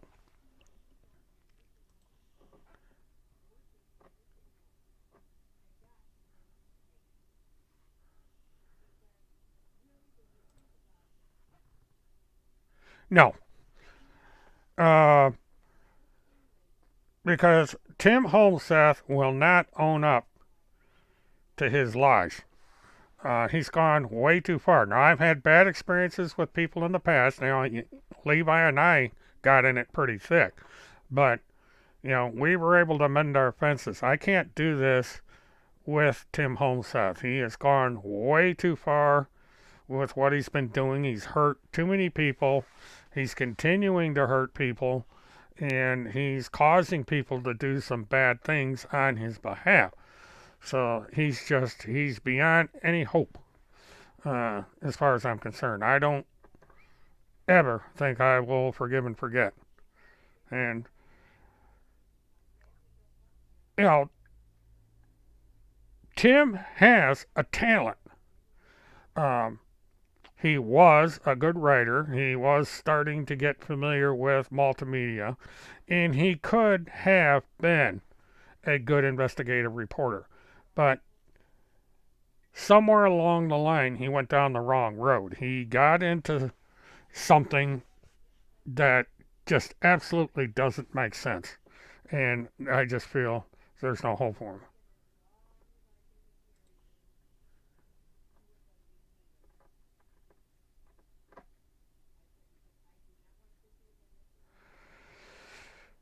Well, that's a surprise to me, but Kathy is a very, very loyal person to Field McConnell.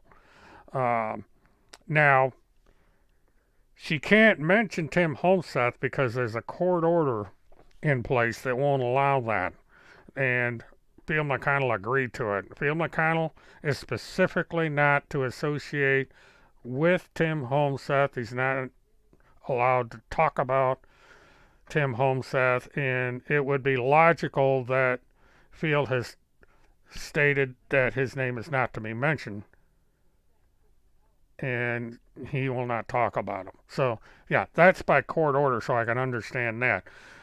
Kathy is a very strong supporter of Field McConnell. She's unwavering in that, and I have no problem with that. You can support who you want.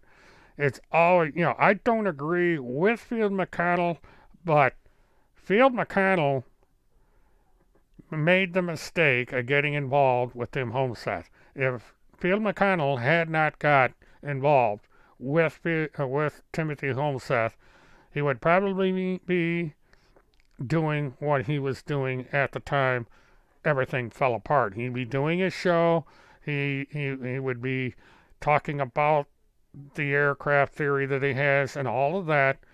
And he may have had his critics, but he would be able to be on the field report doing that day in and day out. Tim took that away from him. And uh, God, no. I'm on Social Security. I do have a little bit of residual income, but I am far, far, far from wealthy. Um, I'm not poor, but you know, I have to live a very strict lifestyle. Got to be pinch the pennies, the whole 9 yards. So no, I'm not even close to that.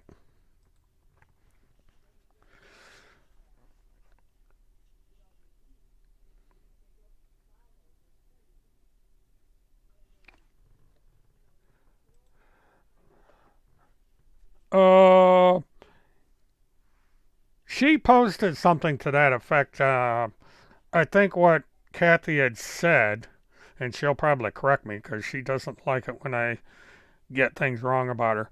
But she posted something to the effect that she is not sure he's dead, because she finds it strange that we don't hear him speak or see him in live imagery. All we see is him standing in front of buildings and signs holding up his book. And, um,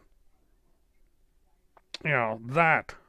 So whether or not he's alive, I mean, I went through that whole deal where we speculated that he was dead because he wouldn't show up. And the 1 minute video where he did his little stand-up thing. Um, uh, you know, and I wasn't satisfied with it because it didn't show a dated material. That's why I did my little duplicate of that. Do I believe in psychics? Uh, Not really. I mean, is it possible that there's people out there with extrasensory perception and things along that line? It's possible, but you have to convince me pretty hard that there are psychics that can do the kind of things that they claim they can do. I mean, it's a pretty broad field. I mean, we have tarot cards, we have people that are mediums, and so on and so forth. And what's interesting is there is a town a little over an hour from here that um, yeah, it's a whole city, and it's like the psychic centra. There's all these paranormal people that live up there, and they have card readings and all this stuff, and it's kind of a tourist attraction. Tina Church. Remind me the name. I want to make sure I know who this is before I make a comment. Refresh my memory as to who Tina Church is, because if she's who I think she is, I don't think so. But before I say anything, I would prefer to know exactly who Tina Church is.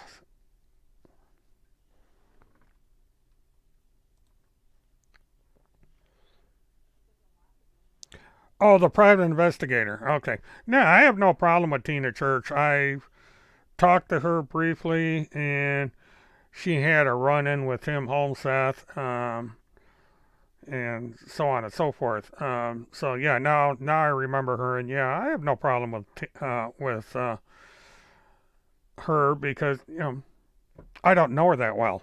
Um, so I forgot more about her than I remember, but yeah, she's the private investigator that I believe she got involved in the Cummings case a little bit, and then her and Tim Holmes had the big go around. Um, so I remember her from that, and so I don't know.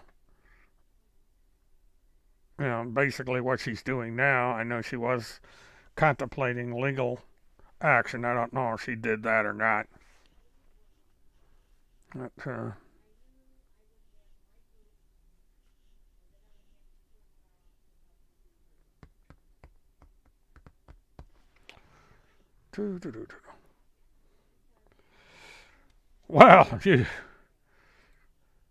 well, you haven't heard me when I really go at it. I have to watch my language here on YouTube because they are very strict uh, with language, and I can swear with the best of them. I've been known to throw a few f-bombs around. I suppose it's my history as a truck driver, since we have a reputation for that sort of thing. But I try not to do gratuitous use of foul language. There's appropriate in some cases, but I think throwing the S word and F bombs around just because you can do it is kind of stupid. There's enough words in the English language that it's really profanity is not necessary. Uh, Mert Defender is someone I don't get into revealing exactly who people are, but she is someone that knew Astro at one time, I believe. She lives in Florida. Um, and back in the Casey Anthony days, she went from being a supporter to an enemy because for some reason I pissed her off. She got mad at me and she disappeared for a while, and she's only come back recently, and she has an ongoing uh, problem with Astro and with what Astro's been doing lately. Oh, we most certainly did. Uh, we had, you know, we would talk to each other on the phone and we would just go at it. Um, because I don't know if Kim thought that because she's a lawyer that I'm gonna bow down to her or what, but I stood my ground. And, it was this thing with radio news, and radio news had got us all fighting with each other uh, for the sheer hell of it. Radio is one of these people that just likes to see people fight with each other.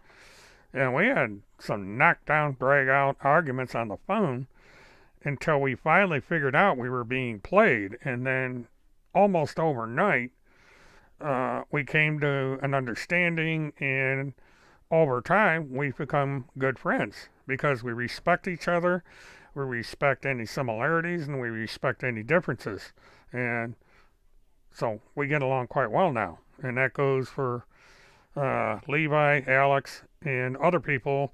We were at each other's throats for quite a long time, and then all of a sudden we saw the light, and now we're good friends.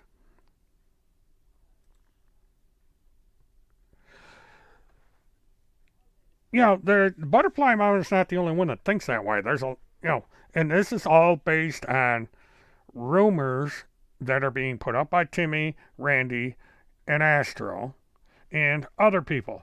They get out there. The big rumor is that Levi and Kim had a big falling out, and that's false. They are quite good friends. They've known each other at least since the Haley Cummings days. They appeared on television with Nancy Grace and other pundits, and they worked closely during the Haley Cummings case, and so they get along quite well, even now. They're very close friends. So these rumors that are going around about any problems between the two of them is just sheer nonsense. Uh, and that's the problem. It's like a big soap opera over there about stupid things, and when um, what people should be doing is talking about things that matter. And if you're going to be against child trafficking, child pornography, child abuse, then talk about it and quit the damn soap opera.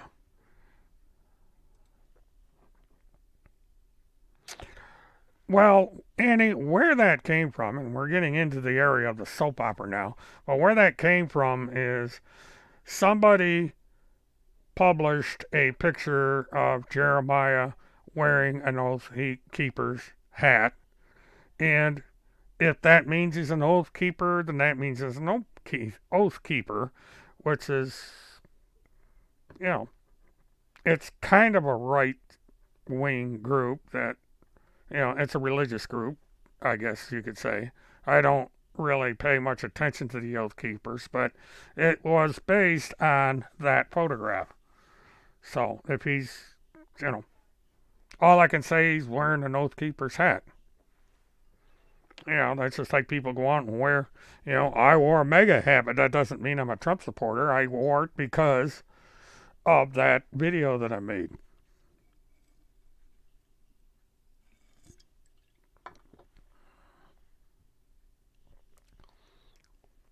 But there's all this back and forth. It's just like this Randy and Timmy having an affair. I mean, it's a rumor. People spread gossip, and it's a possibility. Are they? I don't know, but I think it's kind of weird that a married woman is running around the country uh, um, with a single man and leaving. I don't know what the status is with her husband.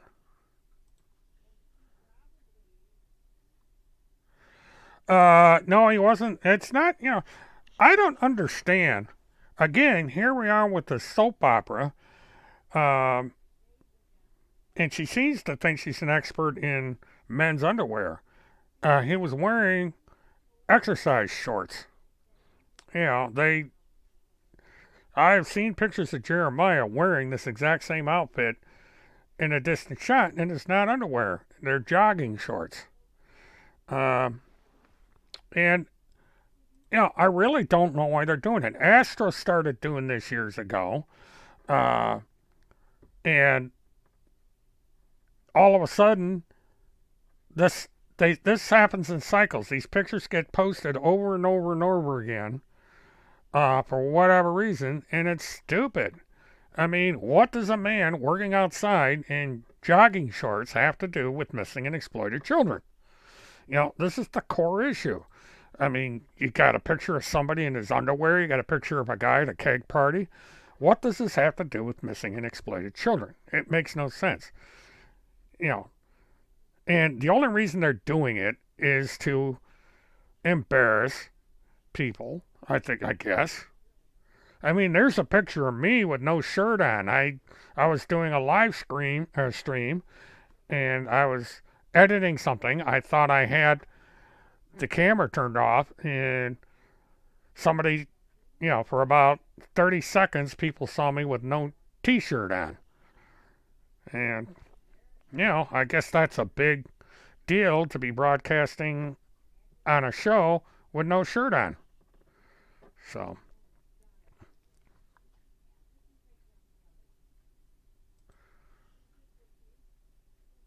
yeah, I've jumped in a lake. I was born in Elmira, New York, which is an hour's drive from uh, Seneca Lake up in Watkins Glen. And I had an uncle that had a college, and I would jump off the dock into the lake. You know, doesn't anybody swim? You jump off a diving board at a swimming pool, it's the same thing. Levi jumped in the lake. I mean, what is. You go over on YouTube and there's a million videos of people jumping in the lake, swinging out into the um, lake or river on a rope and letting go. There's people that do cliff diving. I mean, for crying out loud, how petty is it that there are pictures of people swimming, uh, working in a garden, engaging in sports? I mean, is this where we're at on social media trying to discuss a serious subject that we're going to discuss people in their underwear or people going to keg parties or people jumping in a lake or stupid stuff? Uh, they go into the social media accounts of people uh, and download the images. Facebook accounts, TikTok, anywhere this is something that it's really making a mess of social media because people, you talk about, oh, I'm going to go on a picnic with my family and I'm going to go swimming in the lake, or a bunch of college kids decide to get together and go have a drinking party at, say, graduation week or something like that, and they go out and film themselves at a keg party, maybe a little silly, like toga parties or something. And the next thing you know, this shit's up on social media in detracting people. This has been going on increasingly for a long time. Well, supposedly, Levi was at one. I wasn't sure or not, but apparently he was at a party where there was drinking. And I've been to keg parties. I don't drink, but I've been to keg parties and everybody else drank, and I drank Coke because I don't like beer. Give me a glass of wine or a tequila sunrise, and I'll drink those things. But I mean, what are we, a country of Puritans where we can't have a little fun? He's not out driving on the road drunk. He's at a place where it's a social gathering, and if he passes out, I'd rather have somebody pass out on a bed than pass out while going down the road at 70 miles an hour. If we want to get into the dirt, Tim Holmseth has multiple drunk driving charges on his criminal record. He's got a minimum of 10 cases on record. And the I'll get to that in a minute here. I want to finish this one up. In his book, hey, I'm going to do a little selfie here because, Timmy likes to show his book to everybody. He says, you can't get a copy of Timmy's book. It's impossible.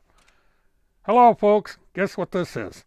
And in this book, during the introduction, he said that he got so drunk that he was taken by ambulance to a mental hospital and was near death because of his drinking. And there's actually a case in the court records where it was determined that he was chemically dependent and he had to go into detox. So, that's the glass houses thing. Because I have never in my 71 years driven drunk, driven under the influence. I do not drink and drive. I don't drink, at least not very often. And, I've never passed out on a hospital floor near death and had to be given artificial resuscitation because I was going to die. Now, I believe, see, what was happening, and I don't care. Astro can deny this until she's blue in the face. But Astro has been passing these pictures around for a decade, and she's where all these pictures came from. She is obsessed with Levi Page. She hates him. She hates Kim Picasio, and she doesn't like me much at all either. And she probably hates me too. And so she passes these pictures around to everybody, and she did it over in Telegram because Infiltrated admitted it, that she had been in long conversations with Astro. That's likely where the pictures came from, and they magically appeared on Telegram. And Astro does this all the time. She wants Levi not to be able to earn a living in the broadcast industry. It's as simple as that. And she wants Kim Picasio in jail.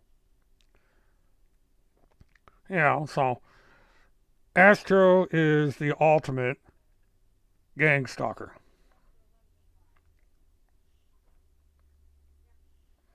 And, that's just, these putters was part of the group of people that didn't like Levi because Levi was associated with radio, and radio was doing a bunch of crap against him. And so that's where all this came from. Well, Astro hates Levi and Kim because they went after Tim Homseth. Astro hates me because I wouldn't go along with some of the things she wanted to do, and I am friends with both Levi and Kim. It's as simple as that.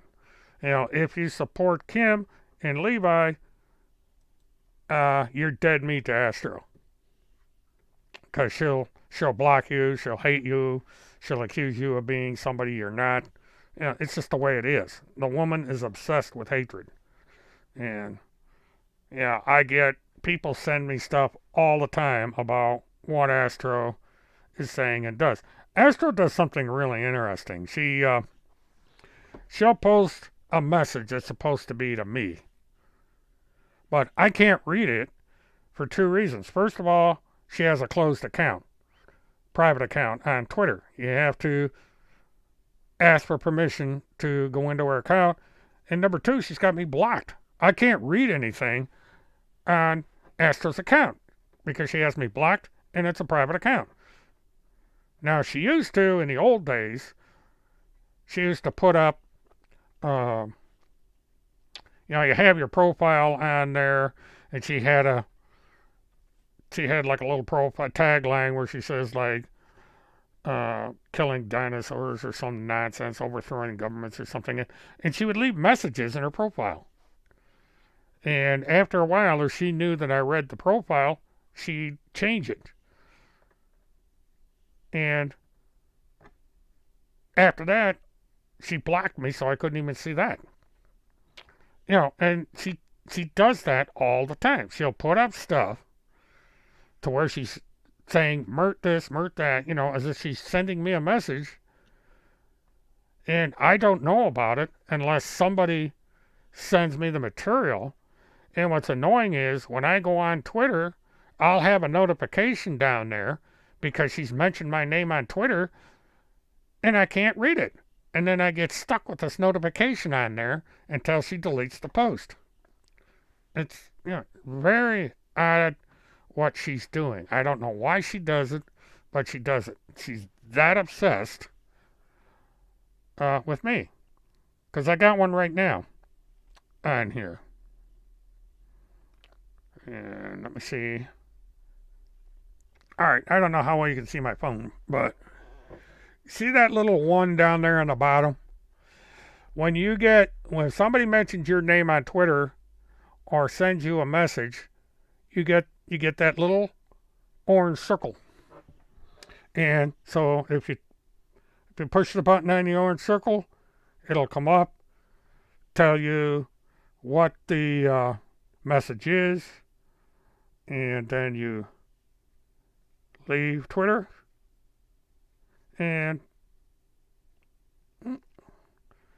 okay, well, it magically went away. Yeah, I use Android. I used to use both Android and Apple, and I dropped Apple because number one, their phones are expensive, and number two, the software was driving me nuts. And yeah, again, she's obsessed with underwear, but Jeremiah was not wearing underwear. He was wearing jogging shorts. And apparently she doesn't know the difference between jogging shorts and underwear. And, you know, it's just, you know, what is her problem? You know, Jeremiah's out of the scene. He hasn't seen Kim Pacazio since a couple of years after the Haley Cummings case. You know, he's moved on. She's remarried her husband, and they don't see each other. So I don't know what the hell is going on with this woman. But yeah, I'm pretty well sticking with Android. I'm used to it. It works. You know, it's easy to get software for it and so forth. And it's relative, you know, I'm going to be getting, in the next month or so, I'm going to get the new phone that came out. I've got two Androids. I've got this old thing, and then I've got another one in the bedroom. But before I go up to Ocala, I'm going to get the new phone because it's got a better camera in it. And the problem with this model of phone is it's got a relatively short battery life. So, yeah, so there's that.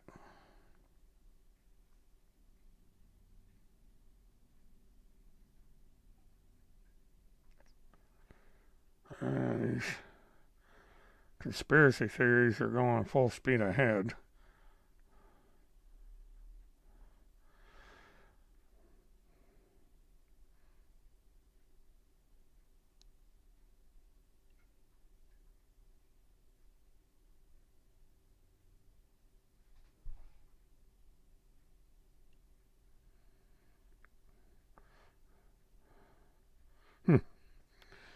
Yeah, it's fascinating to read. Okay, I got who the hell is the Watcher? Somebody calling themselves the Watcher sent me a message. Don't lie. So that means that Watcher, hi, Watcher's out there paying attention, and of course nobody knows who Watcher is. Info unknown, notifications on. No, just some troll. But, you know, that's.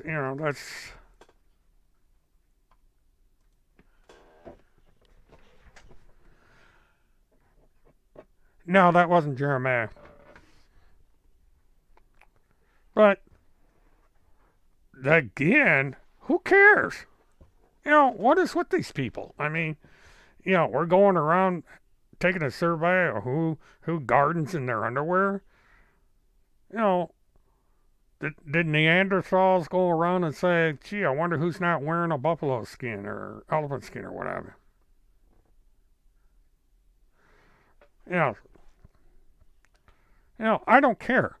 I mean, if women are that obsessed with a stranger's clothing, you gotta wonder what's going on in their head. But again, this stuff is coming from Astro. Nobody else is doing this. And she could sit there and say, you're lying about me or not. And what Astro doesn't realize is I've got pictures of her doing this going back to 2010. She can fool. I used to own a cat called Bubba. Unfortunately, he passed away um, last year. And so right now, I don't own a cat.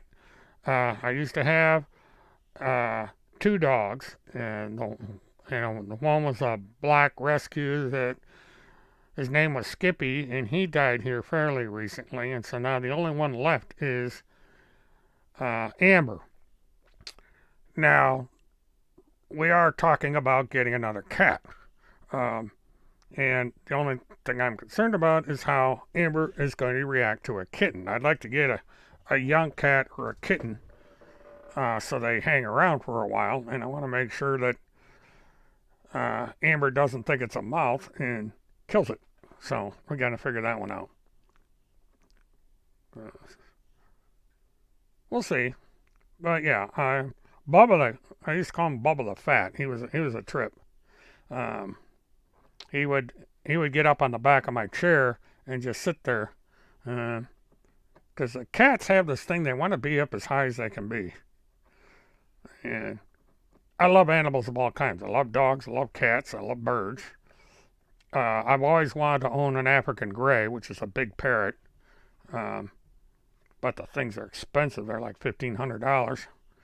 And you got to really be careful taking care of them. Well, I don't like it either. I go over there out of necessity because, when you get talked about, you want to know what people are saying about you. So I go over there to see what's going on. And, and it's just, the software is horrible. Um, trying to figure the software out. There's one channel I'm trying to get on to talk to somebody over there, and it won't let me talk. I can read the material, but I can't reply to anything. It's really weird. And I also haven't figured out how to live stream there. I don't have any subscribers, or I have maybe one or two, but you have to have subscribers in order to live stream. It's a weird channel. So I don't. Okay, I have not met Levi. We were going to meet at a convention that was going to happen down here in Kissimmee, but COVID came along and screwed that. And I have personally met Alex. I went up to Ohio to do an interview with her having to do with a court case that I was covering at the time. And um, so I did meet her briefly for about an hour and a half. Um, Nice woman, smokes like a chimney, had two dogs. One passed away, Wilson. He was a cool dog. Um, and she has a couple of cockatiels, I believe they are. Um, and, so we had our interview and I left. And I haven't met her personally since. And I understand she quit smoking, which is a good thing. And she just went through back surgery because she's had chronic back pain for years. So,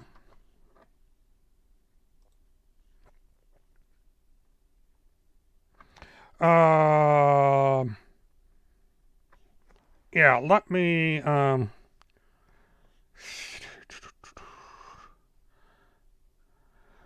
okay. All right. Yeah, she's doing it again. Now, she put up a picture um, of an unregistered sex offender. Um, and it was the sister of this unregistered sex offender that trashed my um, live stream because I would not agree that with the accusation that the children lied for the simple reason there were pictures of the woman naked having sex on a kitchen table. And so she doesn't acknowledge that. The picture is being put up of Jeremiah uh, wearing no pants, yet he's got, apparently it is underwear, but this is in a very remote area. I don't understand the obsession with this. And yeah, it looks like the guy's in black underwear. But again, the silliness is to why? What is the big deal with somebody in their underwear? I mean, he's on private property. He's a total stranger. And this idiot. Oh, now she's typing. No modesty. What is wrong with Levi and Jeremiah? What business is it of yours, watcher? Why can't you use your real name? Because we all know who you are. But, what is your concern with these complete strangers? How many men are there out there that wear similar clothing? Thousands upon thousands upon thousands of them. We have a beach an hour's drive from Orlando. It's called Paolinda Beach. And guess what? It's a nude beach. I mean, and the guy's a total stranger. Why does this woman care about this guy in his underwear?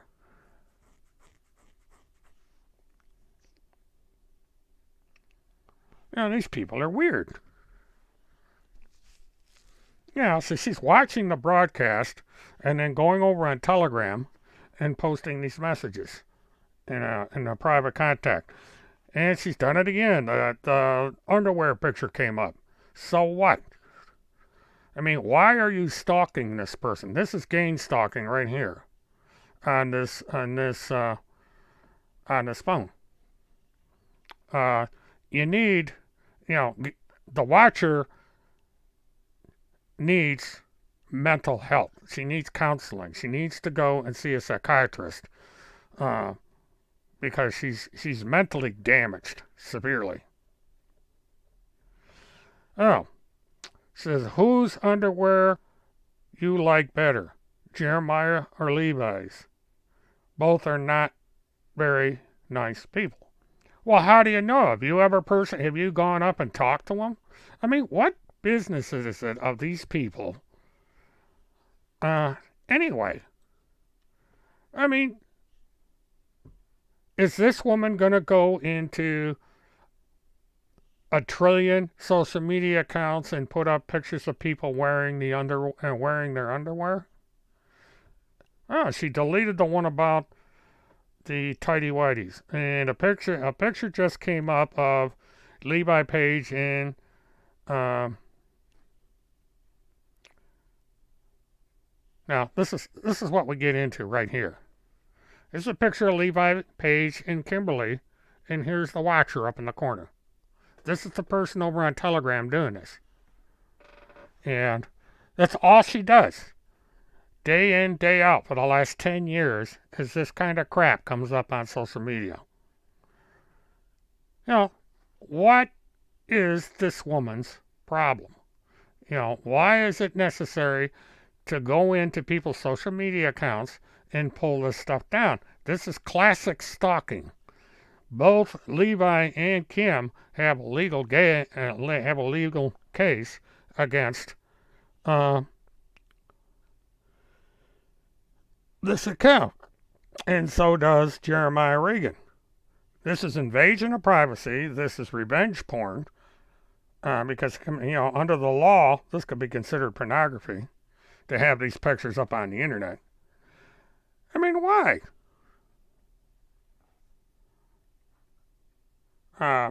So the watcher is a very mentally deficient individual, in my opinion. There's no logical reason for doing this. Now, let me... Okay, I am on there as the task force, FORCE, for truth. This is my Telegram account. Right there. And yes, that is my cell phone number. Everybody in the internet knows my phone number. And it's just the way, there's an option in there. If you want to hide your telephone number, you can do it. Okay, I'm gonna probably be closing out anyway, because it's just, the only thing I'm doing here is I'm kind of entertaining the watcher, because she's definitely in here.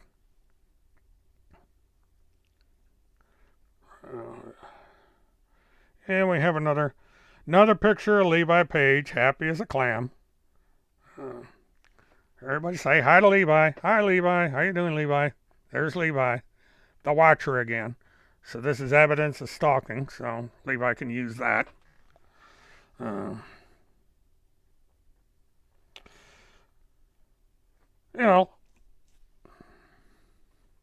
She's a pervert. That's a good word for her, Annie.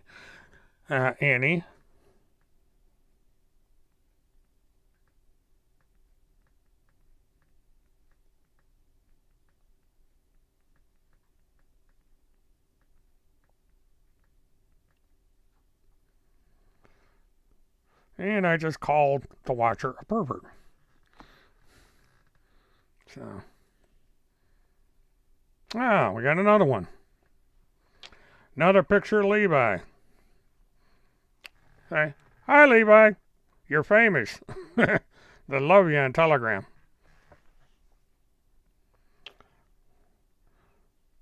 See what else she puts up. I can't put up the dirty stuff, so. Man,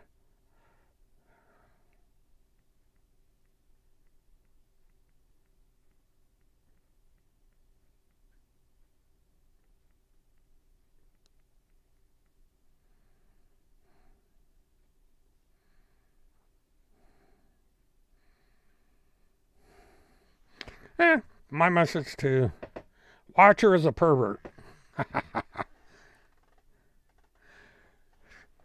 Well, the watcher does. Yeah. And, the pervert puts up another one. There's another picture of Levi. Yeah, not bad looking, is he? Pretty good looking kid. So, yeah. That's the watcher. Yeah, I wonder if she'll go up. Yeah, let's put up Jeremiah's picture again. Oh, he's got a star tattoo.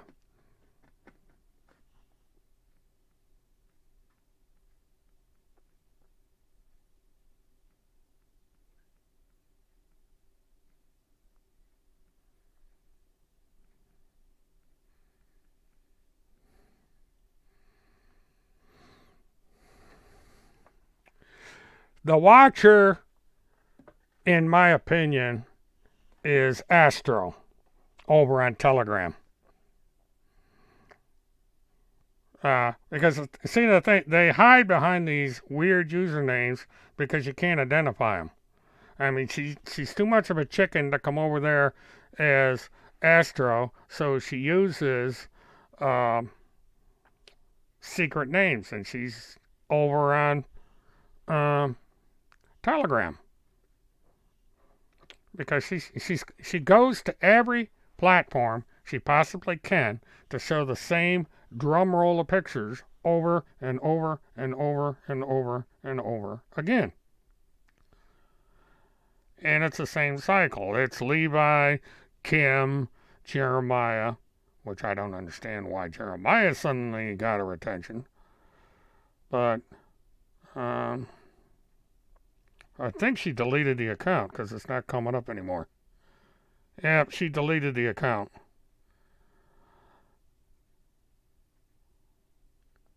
Oh, wait a minute. Nope, there it is.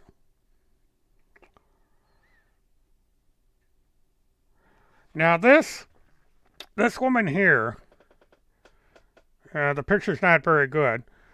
This is an unregistered sex offender. And she right now is living in Central Florida, over the western part of Central Florida. And her sister was my moderator on my live stream back when I was covering the Casey Anthony case.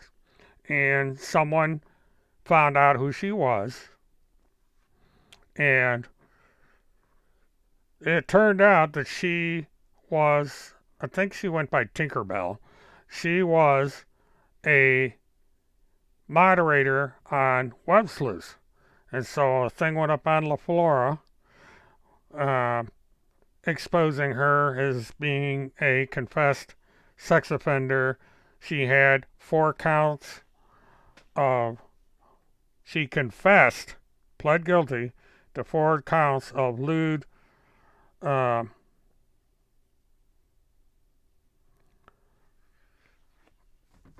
acts in the presence of a minor. She had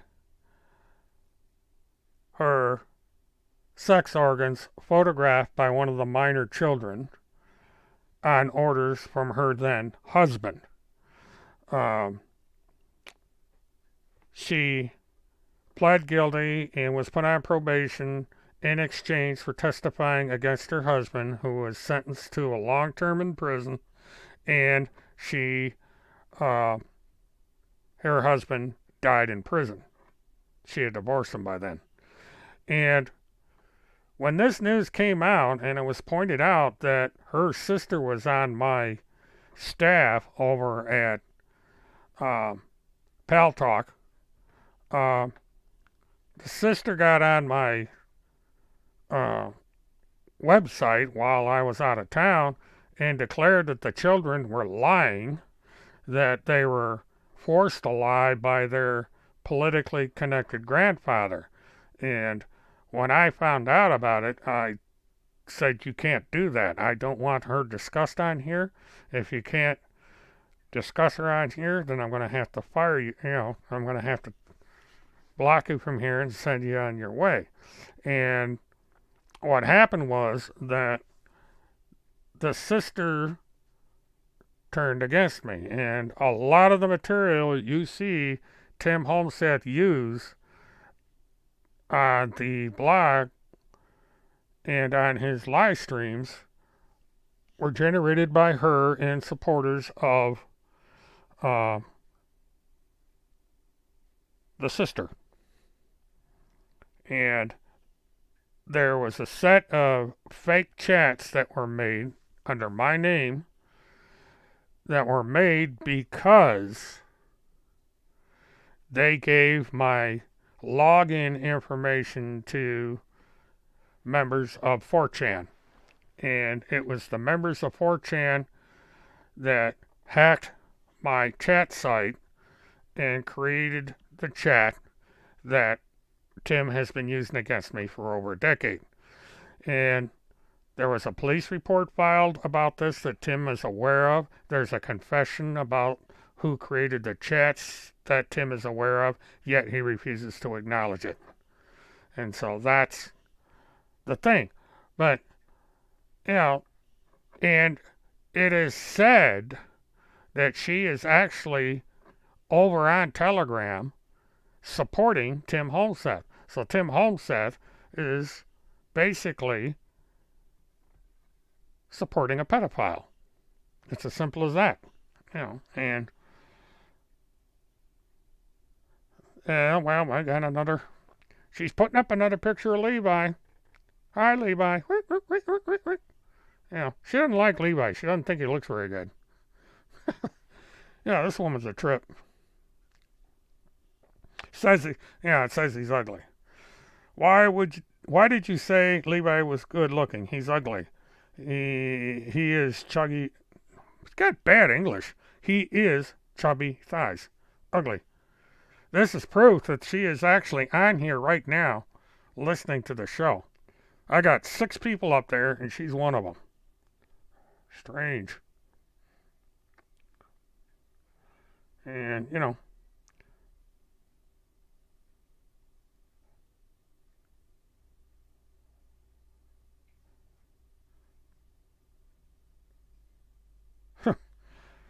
I'm going to keep this up until midnight, I think. This is just a trip. I know I don't have very many people in here, but it's a recorded program. You guys can, people can watch the recording. But, the Watcher is proof positive that Tim Homeseth has people following him that are mentally deficient. That, they're 5 cans short of a 6-pack. They should be 11 cans short of a 12-pack. Because, very few people buy 6-packs anymore. Oh. I don't think I've seen this picture before. I'd like to know where the hell she's getting all these pictures. But,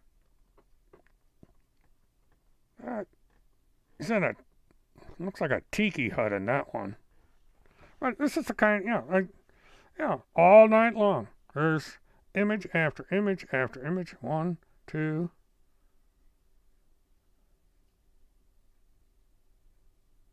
Mom hires kid. That'd be all right. 1, 2, 3. Now this is what Timmy is jealous of. This is Levi Page on national television as an expert on true crime. This is what's got Timmy all worked up. Why he's chasing after Levi. Because he is not sitting on that panel talking to a national host about his cases.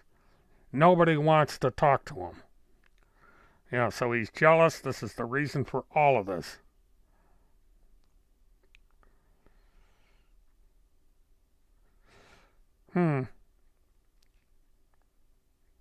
Yeah, this is I think this is Jeremiah again. Guy out having dinner. Mortal sin. You're not supposed to have a dinner.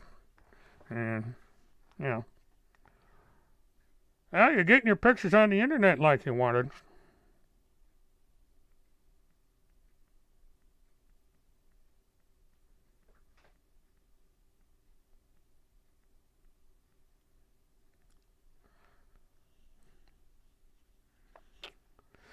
Nah, she doesn't have a crush on Levi, I can guarantee you that.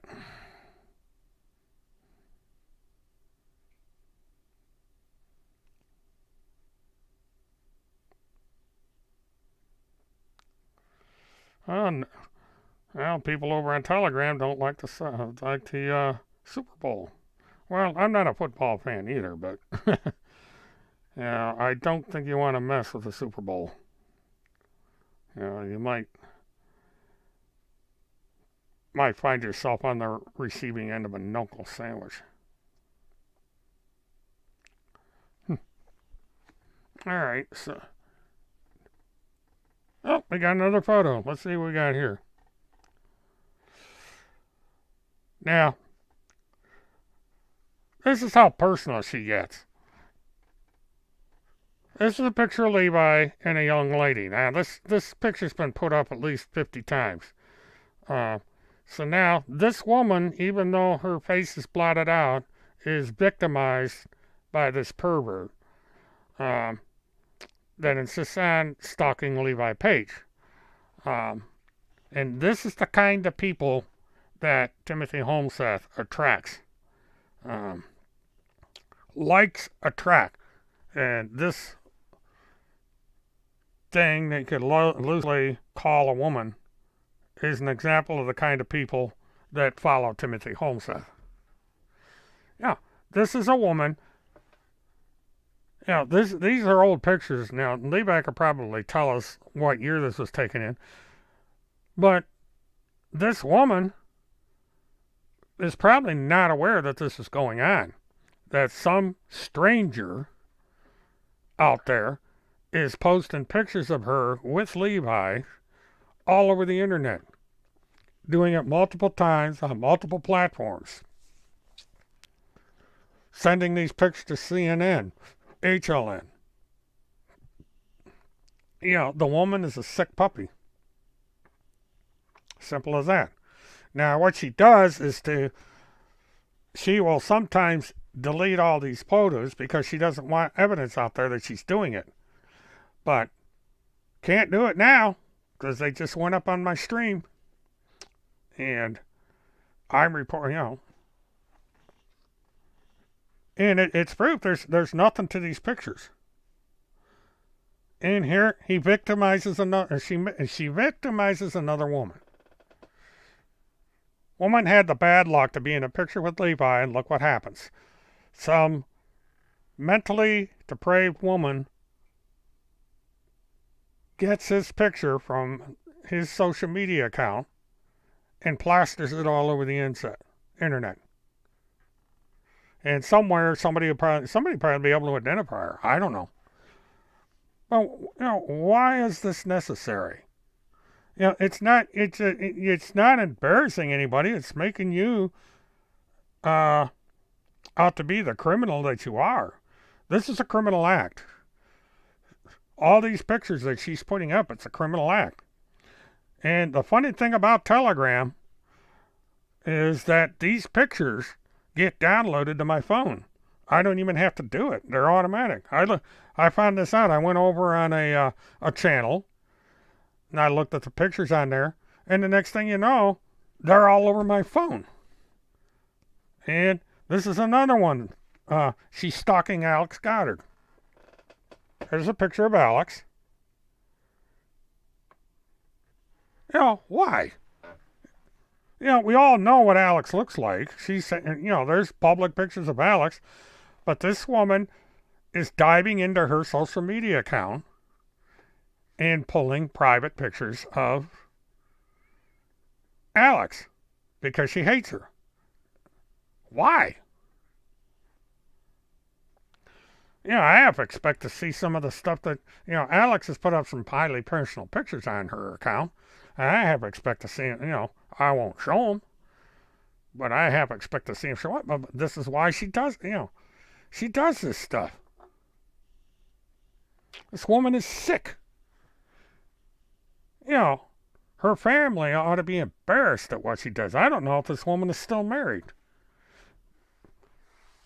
She owns a business, and yet instead of concentrating on her business, she's on here at 12 o'clock at night posting this crap. If I had a business, I would be concentrating on my business instead of sending pictures of strangers all over the internet.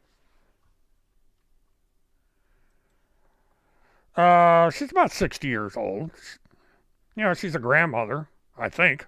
Old enough to be a grandmother. I know she has at least one child. Because there's a picture of her with her son at a car dealer when she bought a Volvo. That's how we figured out what she looks like. And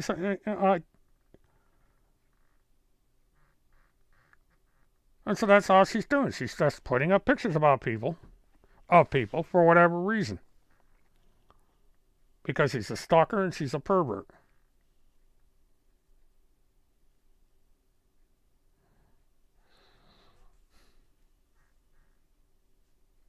And and what's funny is you can say anything you want about the watcher, and there's not a damn thing she can do about it, because if she went to court, she would have to identify herself. You can't defame a username, because the username would have to be identified in court in order to do any legal action.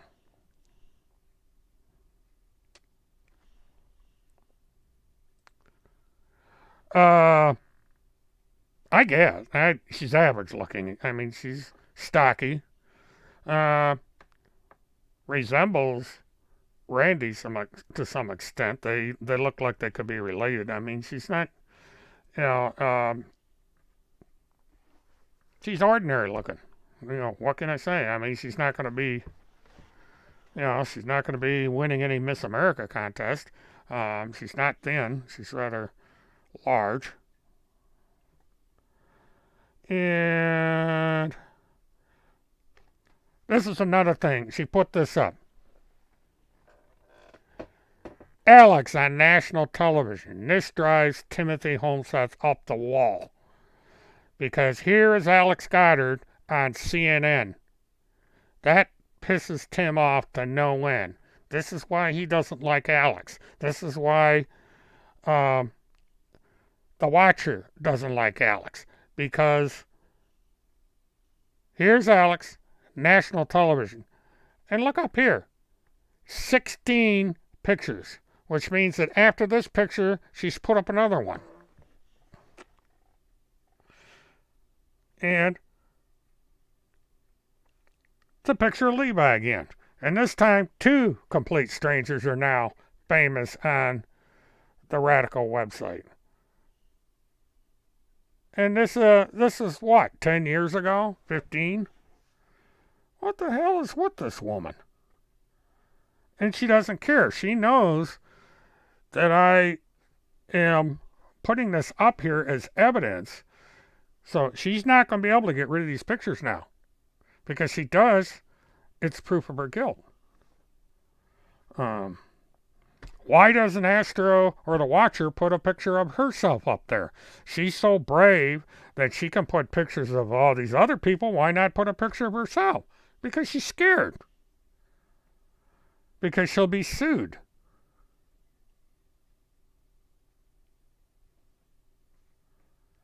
But this is how sick this person is. It's how depraved she is. And this is exactly the kind of people that Tim Homeseth attracts. So when you judge Tim Homeseth, the actions of this woman is what you can judge him by, because this is the kind of people he attracts. That he has nothing of substance to say, so he has to have his cult followers go out and post this kind of material. He could stop this tomorrow, or he could stop it right now by telling her to knock it off. He won't do it because he knows it's not going to come back to him. She's the one that'll go to jail, not him. But he encourages it. It's called incitement, but she'd never be able to prove it. So that's why this happens. What's this one? Oh. Congratulations on your graduation, Levi. Levi's graduation picture. Now, is this from college or is this from high school? Graduation picture.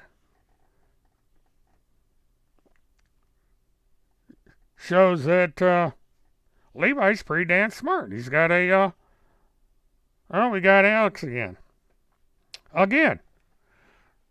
This is at a media event. CATT up in the corner and ABC there. She's been interviewed on national television. She was in a movie. Roll, Red, Roll. I mean, this is jealousy right here. Because Tim is irate that Alex and Levi are famous and he's a big nothing. Media want nothing to do with Tim Homeseth. Absolutely nothing. The only thing he can do is he can get on these tiny little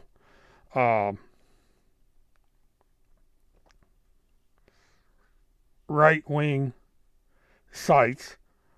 The only thing he has is this fake task force.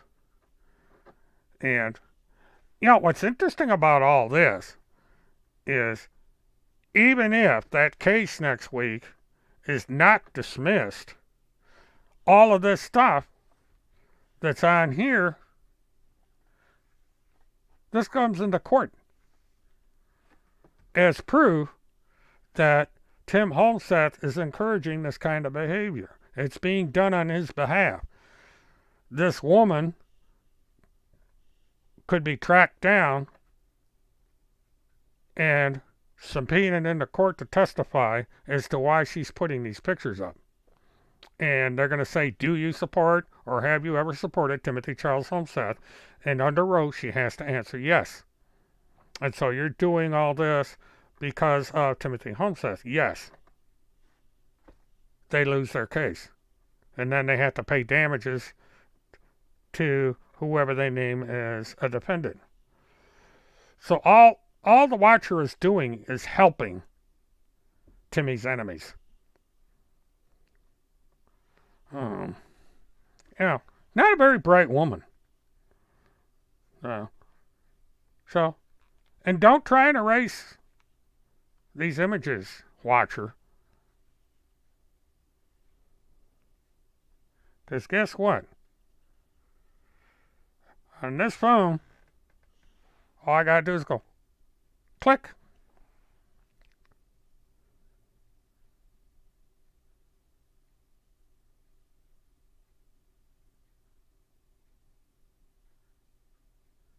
And bam. And so what do we have? We go into gallery. This is my gallery. And there you are. Evidence. The Watcher.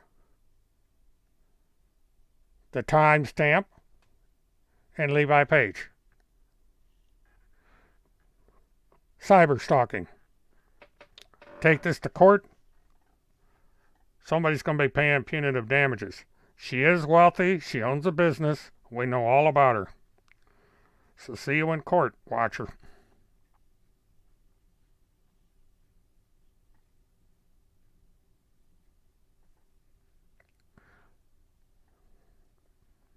Second picture of Alex. And if you pay close attention to this right here, that's a Getty image. That's a copyright violation. You have to pay for a license from Getty to have that image. So she's stealing content from Getty Images. So I will send a copy of this off to Getty Images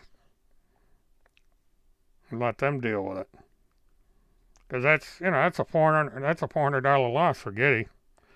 I have a Getty account through my processor, my editing processor. I pay for access to Getty Images for the license.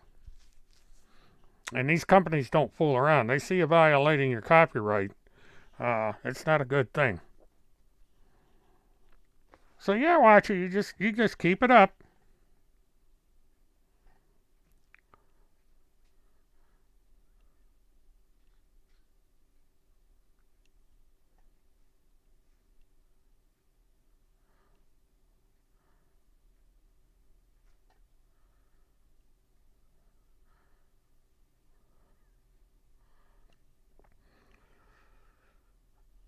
I'm a little surprised she put this one up. This is a public group have been putting out a notification about Timmy, and this is not defamation of character. There is a warrant for Timmy's arrest. This is entirely legal. I've checked with attorneys on this, and as long as there is proof that there is a warrant for Timmy's arrest, this is a valid post, not actionable. Now, if Timmy wants to go to court and say this is a lie, knock yourself out. Because I have a copy of the warrant. The people that put this up have a copy of the warrant. The Anoka County Sheriff's Department has a copy of the warrant. Well, this is interesting. That is Randy Erickson. Now compare that with the photos of Kim Bacasio. It is rare that you see a full body shot of Randy Erickson. I've never seen this picture before. I don't know where the hell she got this. But, oh yeah, matter of fact, I think I know where she got this. She's stalking Randy Erickson's Facebook account. Because what's next to her on her right side is her husband. This was taken at a sporting event, football game, I think. But that is Randy Lynn Erickson. So judge for yourself what you think of her looks. You know. Thanks to the watcher for sending a picture of Randy Erickson. And Randy, there you go. You can take legal action against the watcher for posting this picture. Because once this is on the internet, then it's free information, I guess. But,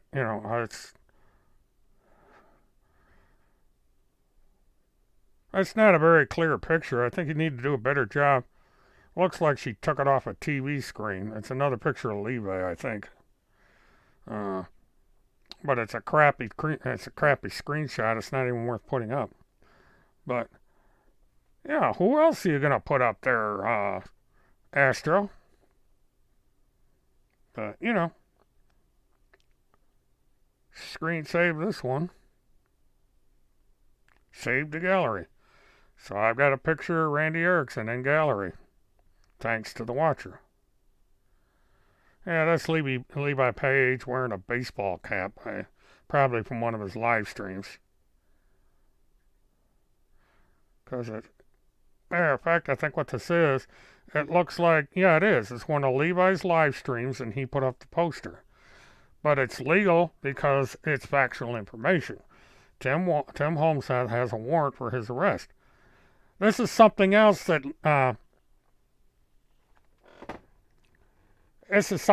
got Timmy pissed off. This is Levi Page and Nancy Grace. You don't see a picture of Tim Homestead with Nancy Grace.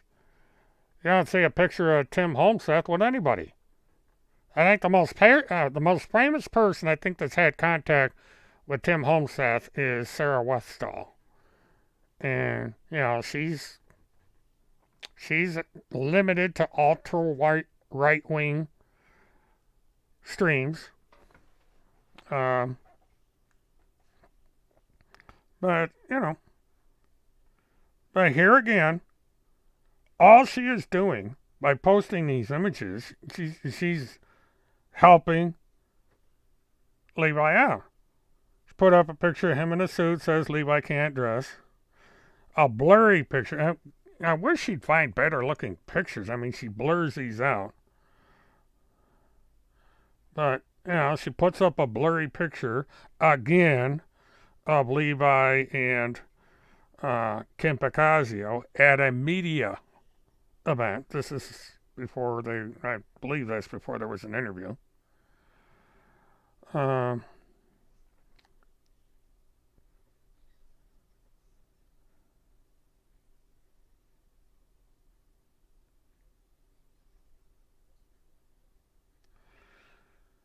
And now Infiltrated's putting up soap opera shit. I don't know what any of this stuff has to do with missing and exploited children, putting up photographs and stuff. She's, Infiltrated, in my opinion, is just as bad as Astro. Because she's not talking about. But I keep getting more evidence. Well, at least she didn't put up a picture of me. This, I think, is a picture of me. And I was on the phone with a person by the name of Monoxide, MMAC. And it was a soundboard call. This call is illegal because it's being recorded And Florida is what's known as a two-party state, and both parties have to consent to being recorded. I did not consent to being recorded. So,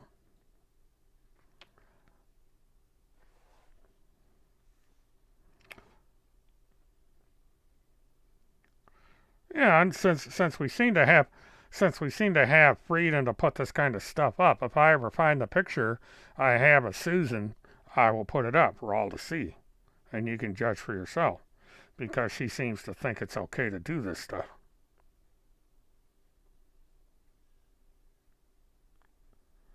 You know, it's clear that these people over on Telegram are not for eliminating child trafficking or any of that, because they condone this kind of behavior.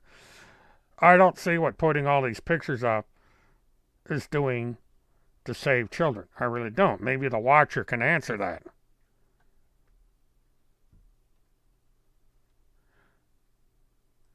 Yeah, she's posting the same material on her page.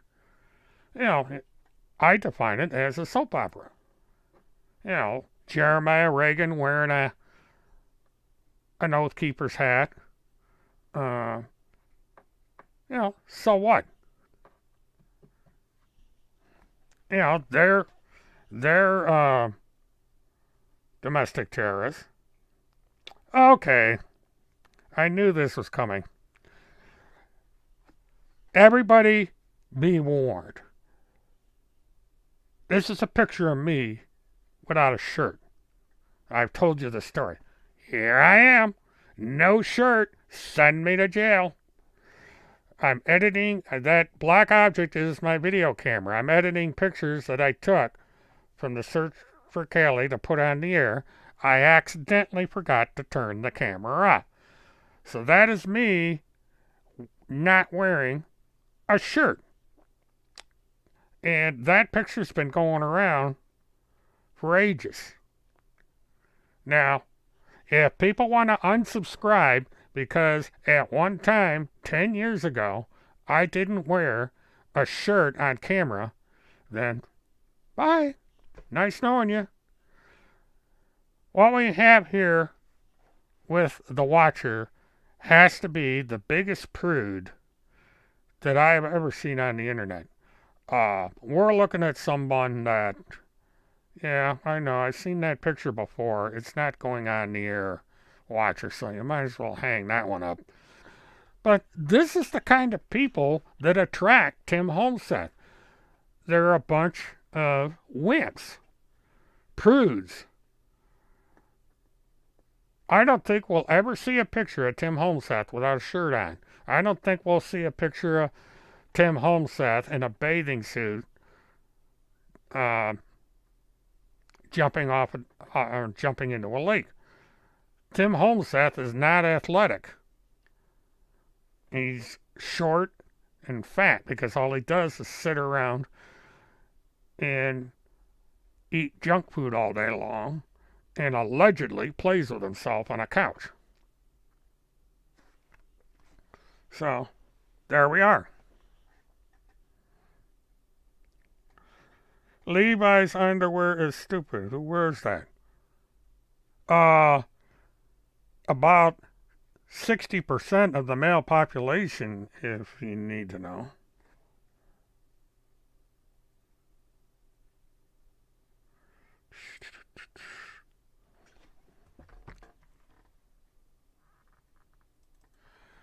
Yeah, she asked a question. I'm going to give her an answer. This is probably the dumbest live stream I've done to date. Yeah, but what the hell? I got time to kill.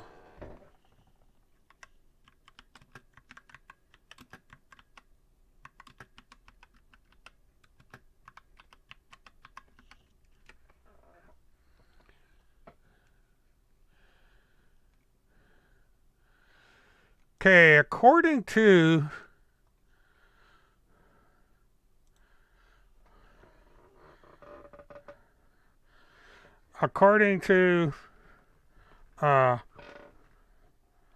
oh, thank you. Oh, okay.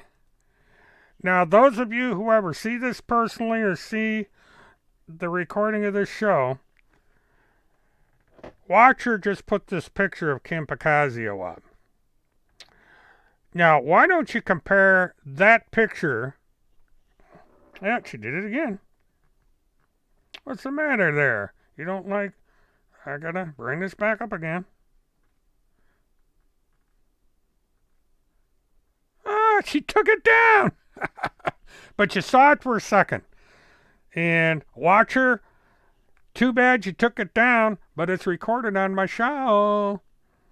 So, all you people out there that watch the recording, and I'm going to do a screen grab of that shot, you people can see. I'll do a comparison. I'll put Kim's picture next to the picture I got of Randy, and you guys can judge for yourself. Because, Watcher was too much of a chicken shit to leave that up long enough for you people to see it. She thinks, oh,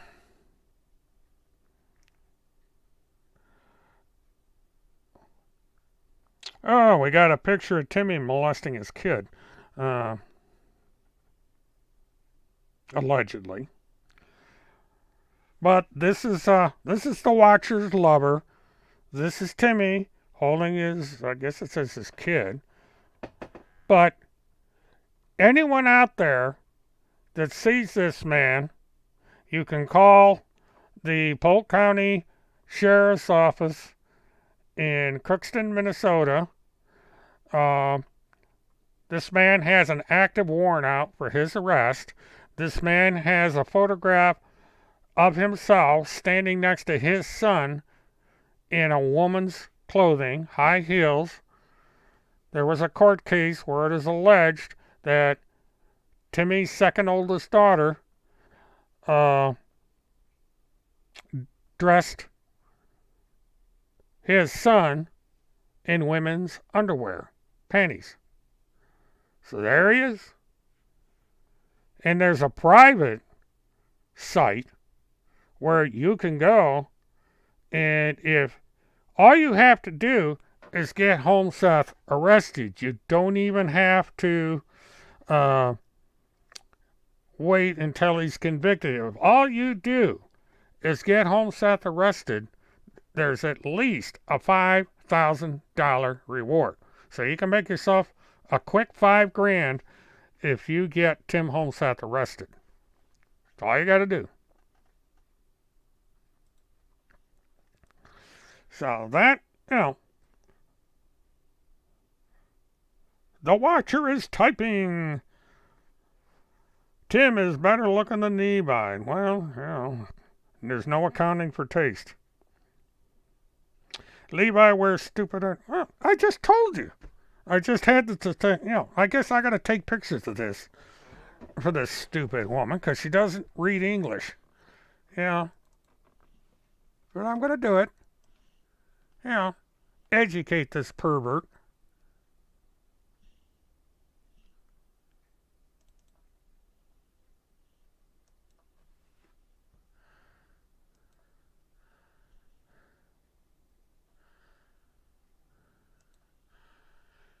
Because women wear briefs too.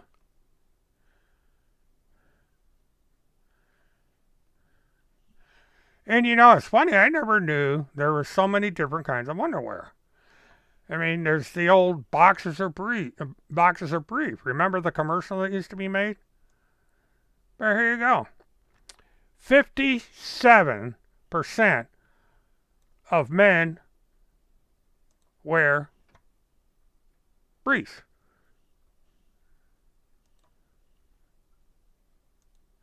I'm surprised I'm doing this.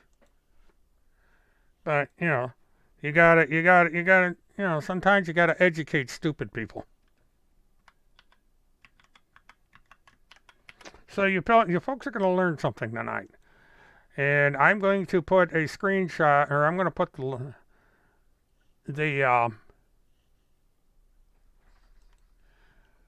the article, the link to the article. And this is, see, let me go.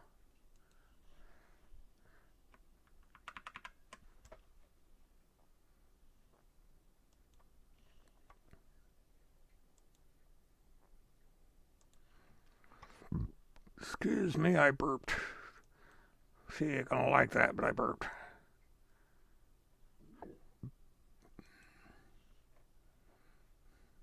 Quick access. Oh, why did it do that?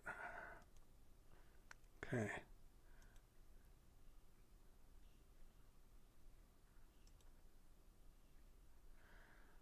Oh, that's cute. Tiny little picture. But what I'm going to do is, anyway, it's 57% of males wear briefs. And just to, this is where this comes from. So you can read that. You can read that article, and that's where it comes from. Is that article?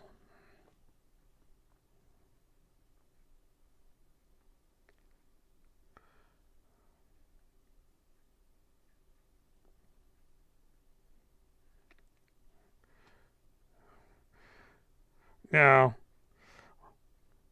see, now Watcher does a sneaky and she tries to hide a dirty picture behind another picture, but I've outsmarted her.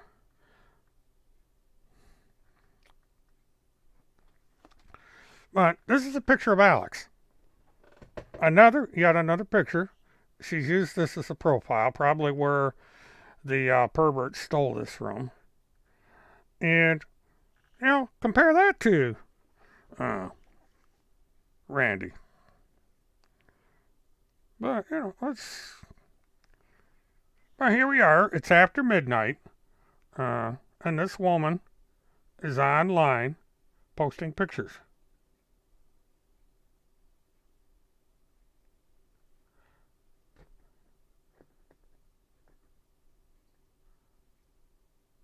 John Regan is not a convicted sex offender.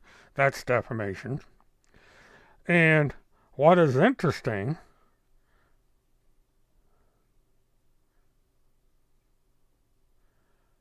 no, this is blatant. I'm not going to put this up. The picture of the individual on here is QAnon Shaman, and everybody knows who he is. This character's been going around for years with this outfit on. He's serving time in jail. He's from the Tampa St. Petersburg area. So Timmy just lied. Committed defamation of character and slander. And this Watcher just did the same thing. I have saved that image, and it will be turned over to a proper individual. And of course, he took it off. But, you can't do that. You can't go around putting stuff like that on the internet and saying that, this is how you get sued. And so QAnon Shaman, this is just yet another fraud. And so this is going to be downloaded. And I will send this to someone that can deal with us. But this is a flat out lie. But this is what these people do. They are completely incapable of telling the truth. And, let's see. 12:14. Well, it's been 5 minutes, so I guess. Yeah, she's going to have to start recycling pictures because she's probably gone through about every picture there is. I'm surprised that 6 people are hanging around for this nonsense, but, the Watcher's got to be hanging around to get a play-by-play of the defamation that she's committing on the internet. But yeah, there's the underwear. Oh, I see what happened. Let me go on brand. Let me take that off. That's why the chart didn't come up right. I made a logo. So let me put it down here in overlay.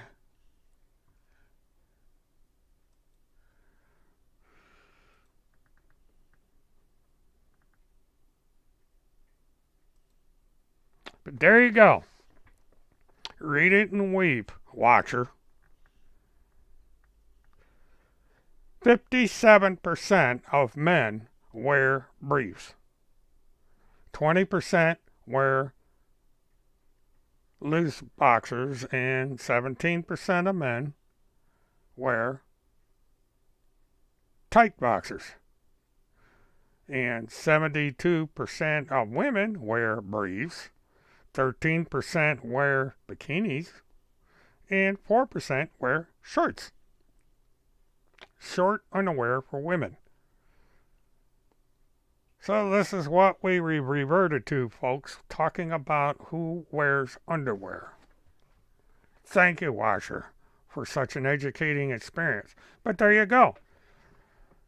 It is alleged that Levi Page and Jeremiah are wearing the same underwear as 57% of the male population. Gotta love it. Did you hear the audios? And oh, that's weird.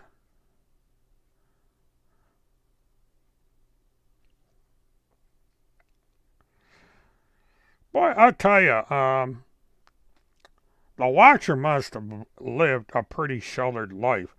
I'm surprised she had babies because you have to get naked to make babies, unless of course you do artificial insemination. I suppose they could do it to where they can't, to where you wouldn't be seen naked. Did she go and take a shower fully dressed? Has she ever been in a bathing suit and gone swimming? She certainly hasn't jumped into a lake. No, we can't have that. We can't have people jumping in lakes. That's, my God, that's a tragedy. We got two more.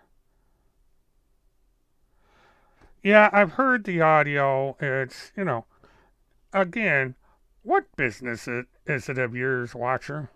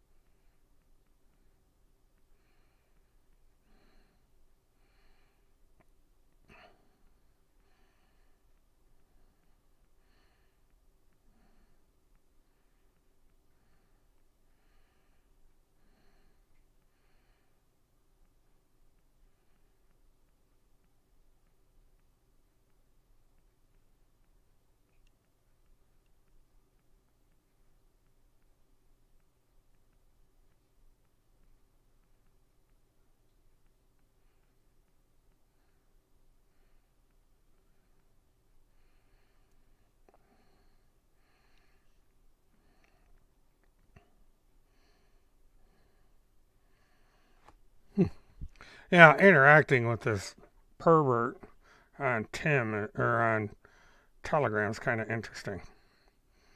But, amazing night. Thank you for hanging around, the 6 people that are in here, which probably are all from Telegram at this late hour. What do you mean, come on, this is, you know, are all you people over there proud to be supporting a pervert? Because he's got to be a pervert to allow this kind of stuff to be put up there in his name. And are all of you perverts to be putting up this kind of stuff on a public website? And are all of you people prudes that dress in burqas?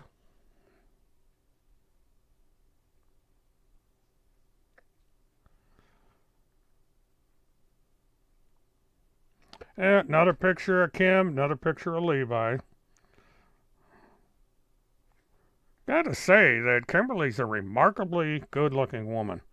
I've seen her in person, and these photographs remind me of just how attractive this person is. And the watcher's jealous because she can't get anywhere near Tim. She doesn't look, if you saw a picture of the watcher, you would know why she can't get near Tim. Because he's, ain't gonna happen. I don't care how much the watcher tries, she's not gonna get anywhere near Tim. She's burned that bridge.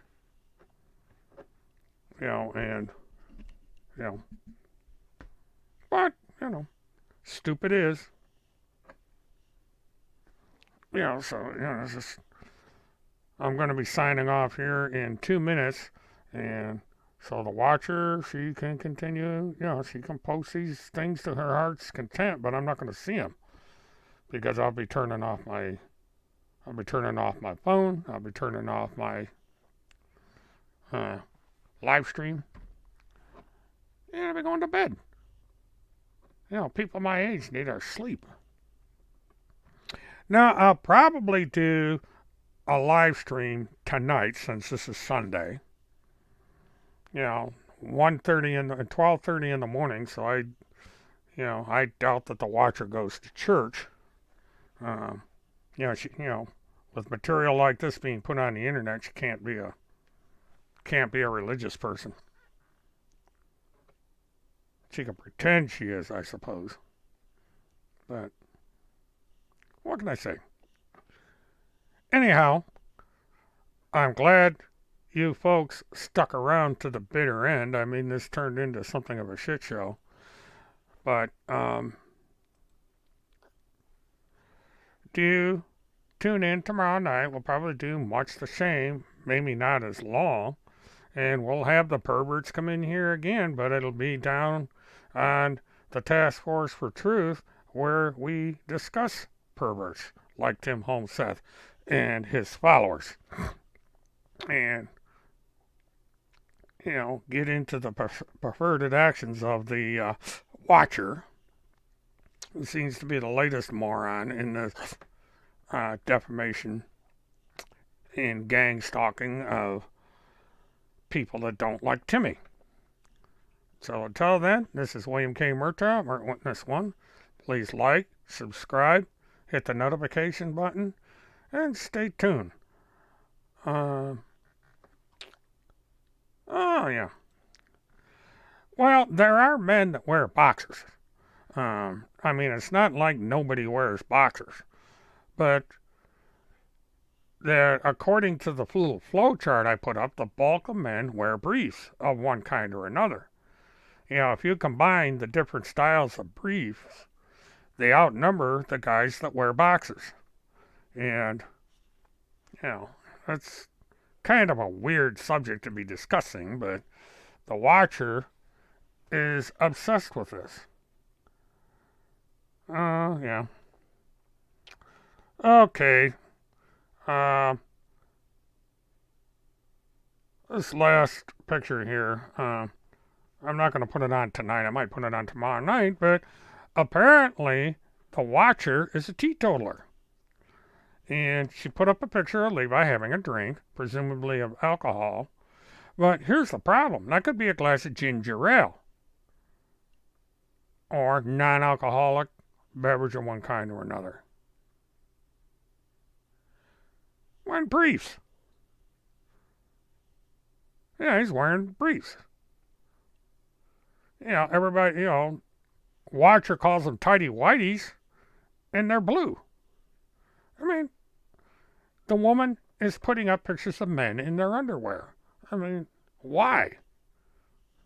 Because she's a pervert. I wonder if she goes out and sniffs clotheslines with men's underwear on them. Probably not, because nobody uses clotheslines anymore.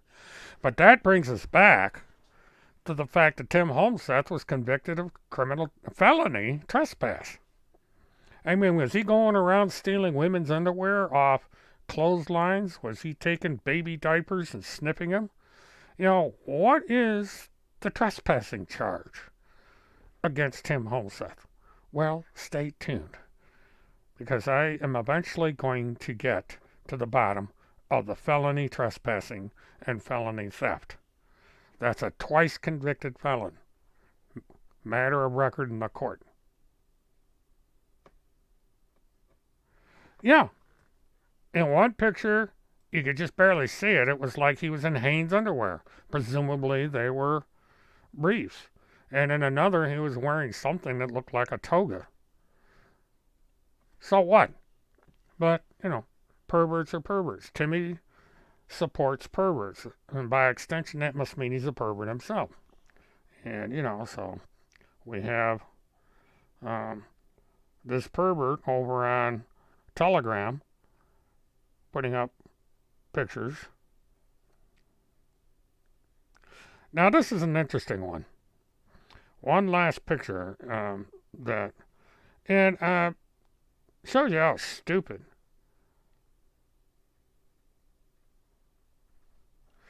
This is a picture of Levi in his car. Yeah. Have you ever seen Timmy dressed up like that? Oh, there's that office shot. But the Timmy's was a dirty white shirt with a tie. He doesn't do a very good. His shaving is almost as bad as mine. But he looks like a bum. But that's it. I'm officially off the air. Thank you for coming in, Annie. I'll be on here again tomorrow night, 9 o'clock. It's going to be open discussion on the other YouTube channel, the Task Force for Truth. I will not be doing a simulcast. And we'll go through this one again. See what else this pervert comes up with. Until then, good night, everybody, and have a good one.